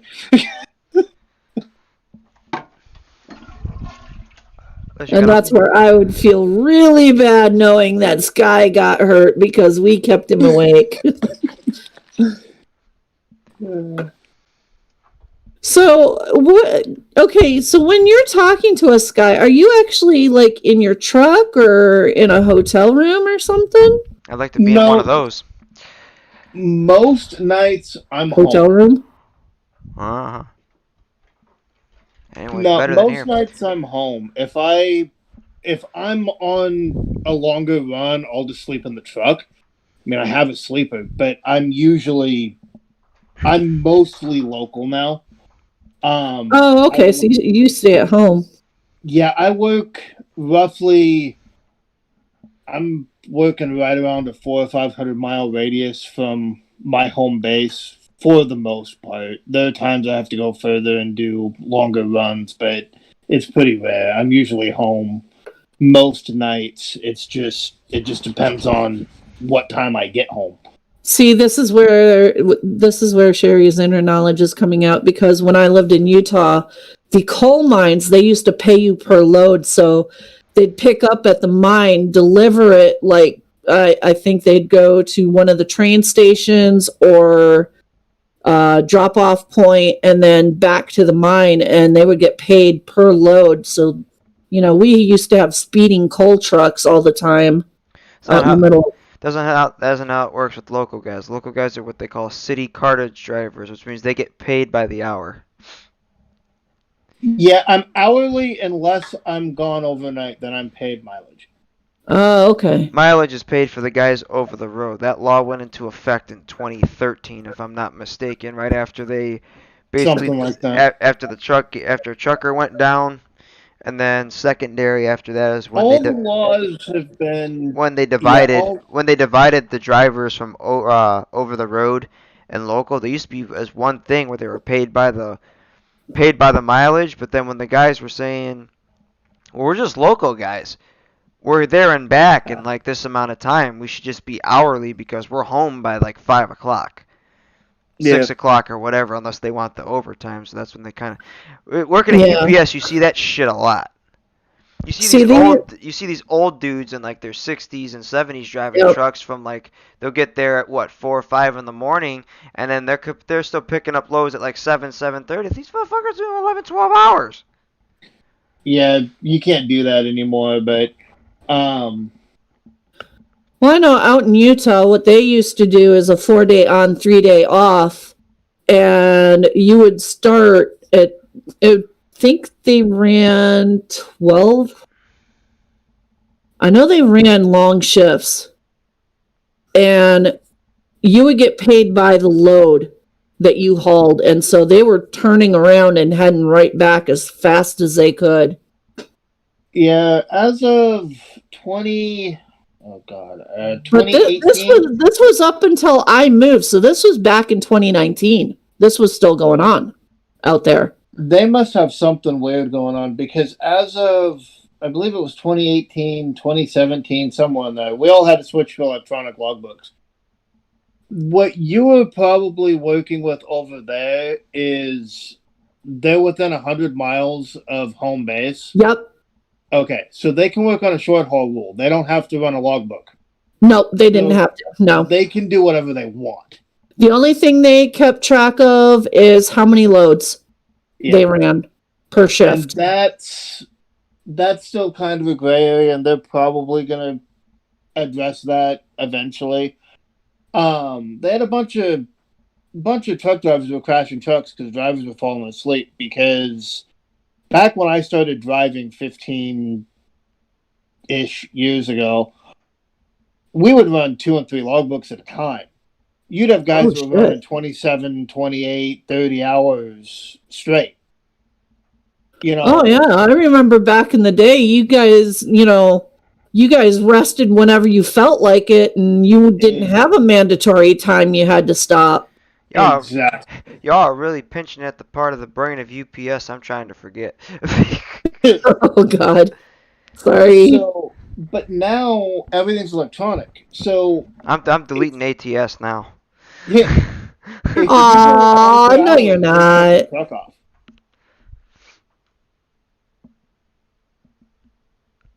And you can't run anymore. Yeah. Shit. Well, anyway, now that we know what Sky does, yeah, and we know Sky's sleep actually is relevant. Yeah. Get your ass to sleep. Get your ass to sleep. Sherry could carry the load. We're still going. We've only got 3 people watching. I don't give a fook. It's been fluctuating between 3 and 6. Yeah. 12 likes so far. Yeah. On a podcast, that's not too bad. This late at night. Well, I will talk to you guys later. Okie dokie. Later, Tater. Bye. Have a good night. You too.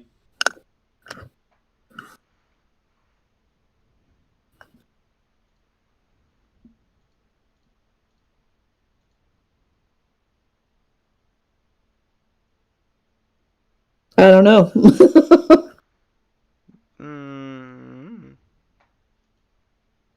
Think of something. There's server stuff to discuss, but I don't want to do that on a stream. I found out some answers that we had been looking for, but I'm not going to talk about that on a stream.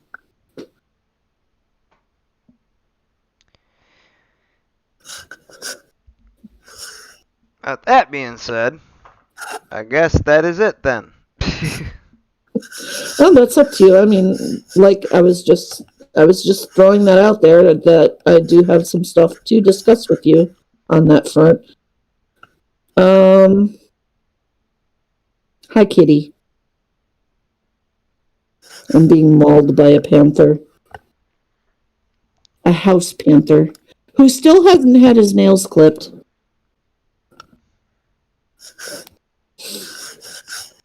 As far as questions, I don't know. That one thing that's been itching at your brain to ask.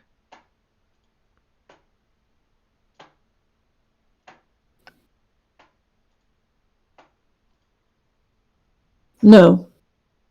Obviously, there's a question that you're waiting for, and I obviously lack the mental capacity to pick up on the signal, so. What? No.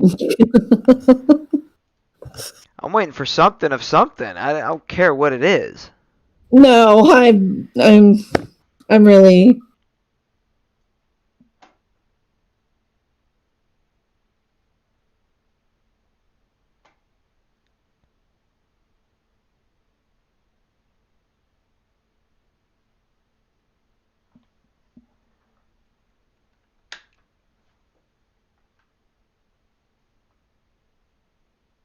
No. My brain's gone. So, no. Ow, what the hell was that? In fact, Chaos just heard that through my headset. It is going nuts. That's the silence that you just left as crickets. It hurt my ears. Stop that. No, I really have no more questions. I can't think of anything else. Seriously. Watch, as soon as I hang up this freaking podcast, you're going to ask me 50 billion questions. Nope. You'll see. I'm going to tell you what I have about the server, and then I'm going to bed. Buzzkill. Alright. What? Did you want me to ask you what else is there? That's not what I meant by buzzkill, but alright.